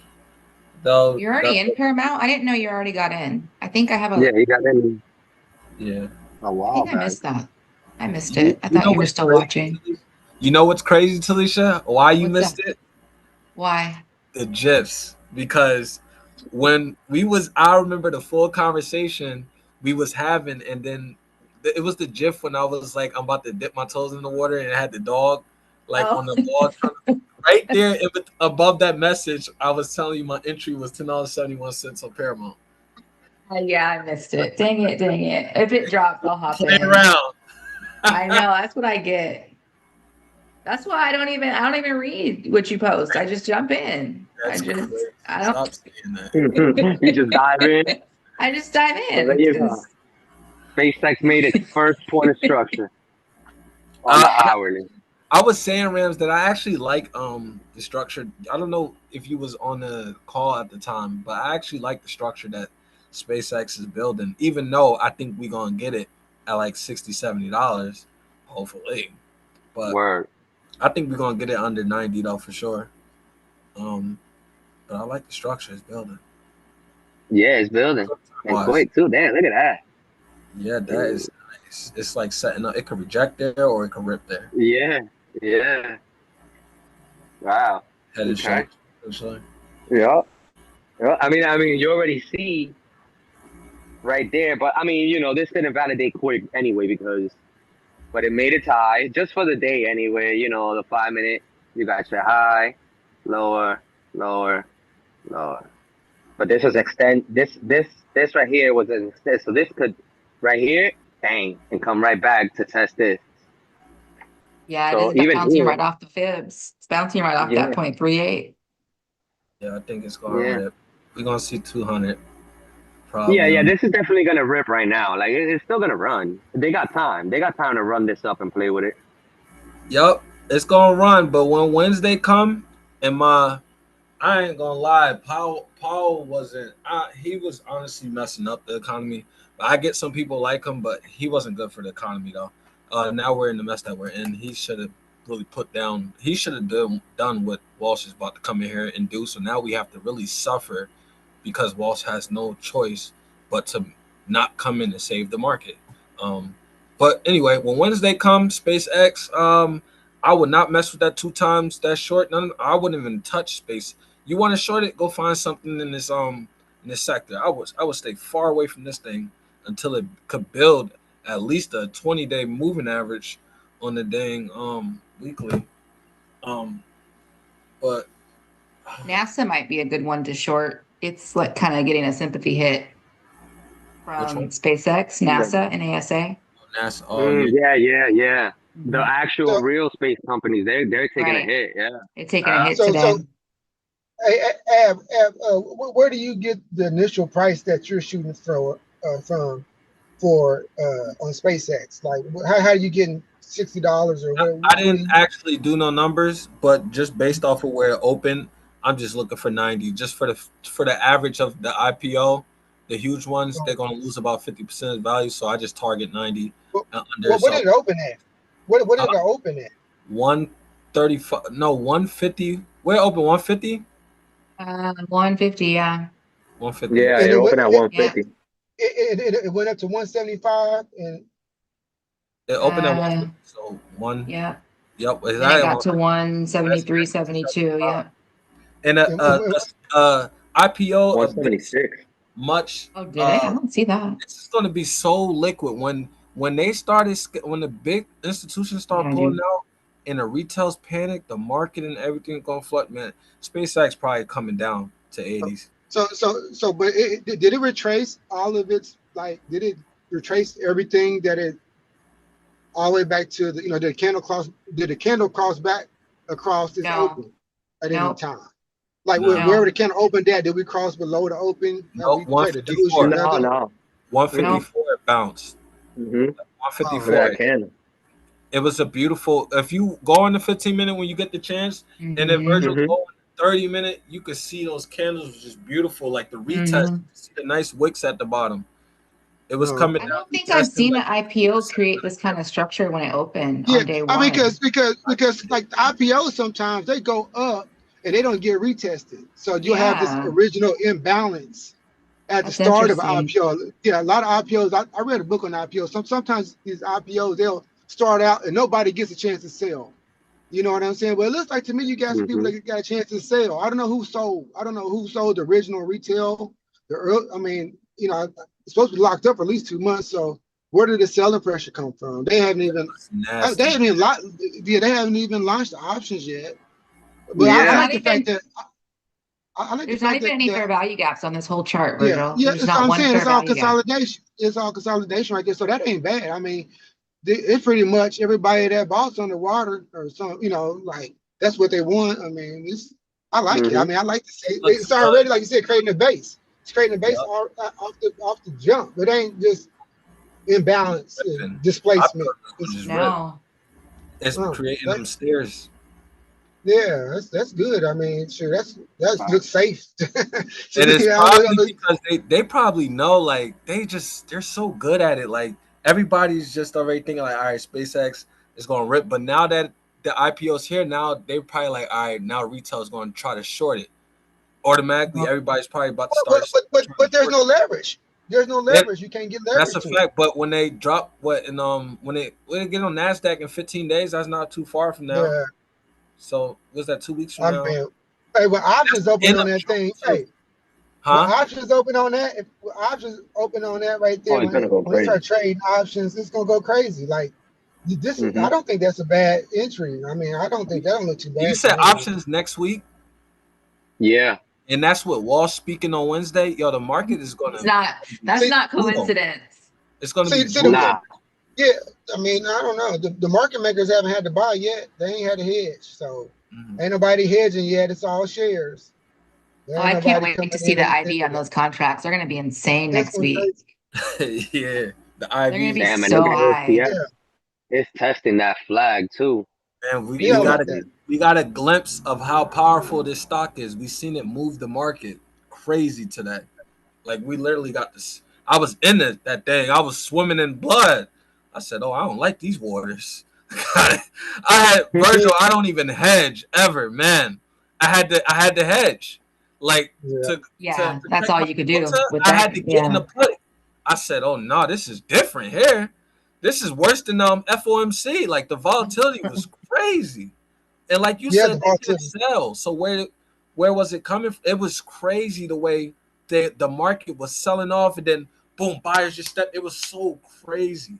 I had to hedge it. I never had to hedge. I never get in the call and the put.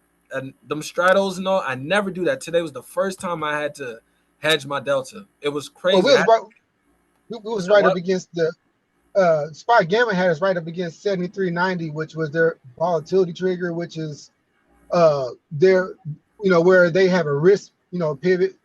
Now, like, so when we get into like SPY and we just looking at SPY, we don't get the full flows from SPX in our gamma level sometimes. So there was a really intricate level to use that today. Like there's a lot of gamma exposure right at 7,400. When you break 7,400, then you go up. Then it accelerates. You know what I'm saying? Because there's more than just a spot flow. There's the SPX flow, and sometimes those people be in there hedging a whole different way than what they hedging their equities. And that's why I posted that this morning. I just want everybody to see where we was at. Like, I'm not saying that SPY don't move the market too, because just depending how that sucker flowing. I got a trade yesterday, and I was scared to get in the market today. I got out. I said, I don't know.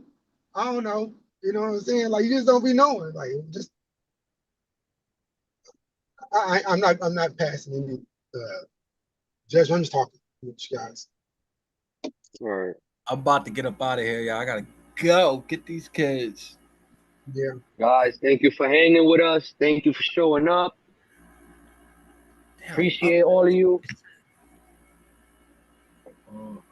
Yeah, damn, one last thing, damn, they're valued at $2.1 trillion. They jumped up 19% today. Golly. That's crazy. But like, so let me ask a question like this. If retail wants to get in this, like most people, they're gonna want to use options. Like people just don't want to spend $10,000 and buy 100 shares. You see what I'm saying? So that's why I kind of feel like it's a little different. Like I know most options don't. I mean, IPOs don't launch with options, and it takes a while to get in it. But if you IPO at $150 a share, and you got all these shares, ain't enough money in the world to lift it. Like, I mean, you got to have. I mean, you're talking about $2 trillion of money. You're trying to put $2 trillion into a new company. Where's that money gonna come from? It's got to come from the old companies. So there's only so much money that's got to until we get the dealer flowing, and we can create some leverage in the options market, which is 60% of the market. Especially, we're gonna have this new pattern day trading rule go away, where you can do whatever you want. Then you get those flows. Like, I seen the same thing happen with Circle. I was in Circle and I bought shares. I bought 100 shares. That sucker blew up. I was like, damn, this is the best 100 shares I ever bought. You know what I'm saying? I remember when if I you knew did what that. I was doing, I'd have been selling contracts, right? I still got like some of them, but it went up $300 before they started hitting to the options. Options guy, man, got so short, and he was like, ain't no other buyers. We selling it. And they sold it, and they took it all the way back down to where it started. And that's what I'm saying with this one is they didn't even moonshot it. They couldn't even. It's just too much money. It's too much capital. Like they like maybe in a couple of weeks you just keep an eye on this one. Like if we can get it at $80, I would load the boat. If I can get something like this at $100 or $60, like Frank, that's what when Ab said $60. I'm like you seen 60 somewhere? Because I want that. I'm gonna buy 100 shares. It built a structure where I could literally look at it. But I gotta go. But I could look at it right now and be able to tell a close range because it done gave the structure where you can read it. So yeah, this might be one of those ones if you can get it at a good price. I mean, it's SpaceX. If you get it at a good price, I mean, you get it at $60 or $70 a share. I mean, I'm not hating on it because it's IPO. That might just be good value for me because I'm gonna be a 4-year investor. I'm not buying it to sell it to trade it. I want to own it. Yeah. You know what I'm saying? I want to own it for 4 years, and when they become a Meta and a Facebook and he do all that shit in the sky. I want to be owner. So, all right, y'all. All right, I'm done. I'm about to get up out of here, y'all. What do I want to say? Gina, thank you for coming on time. I see everything. I see your comment, and I don't forget nothing at all. Just like I ain't forget, Ram said that he had got out to play because it got cold. but he got to play for us. He never told us about the next play. Y'all don't catch this stuff. I catch it. What else? It was another thing that he had said too. He said he tried to be funny. I don't forget. I hear everything. He said, come to me. He said, and I know y'all don't like my drawing. Like, you sending shots or something? I know y'all don't like my drawing. And then he said, y'all like the way somebody on YouTube was like, somebody on YouTube was like, what the hell am I looking at? I'm like, damn, dog, read the context. I can't see nothing. All right. Oh man. All right, I'm out of here. Let me Have a great weekend, everybody. Talk to you later. Yes, have a blessed week, everyone. Blessings. Have a good weekend. I'll see y'all Thank you. on Monday. Bye, everybody. Monday.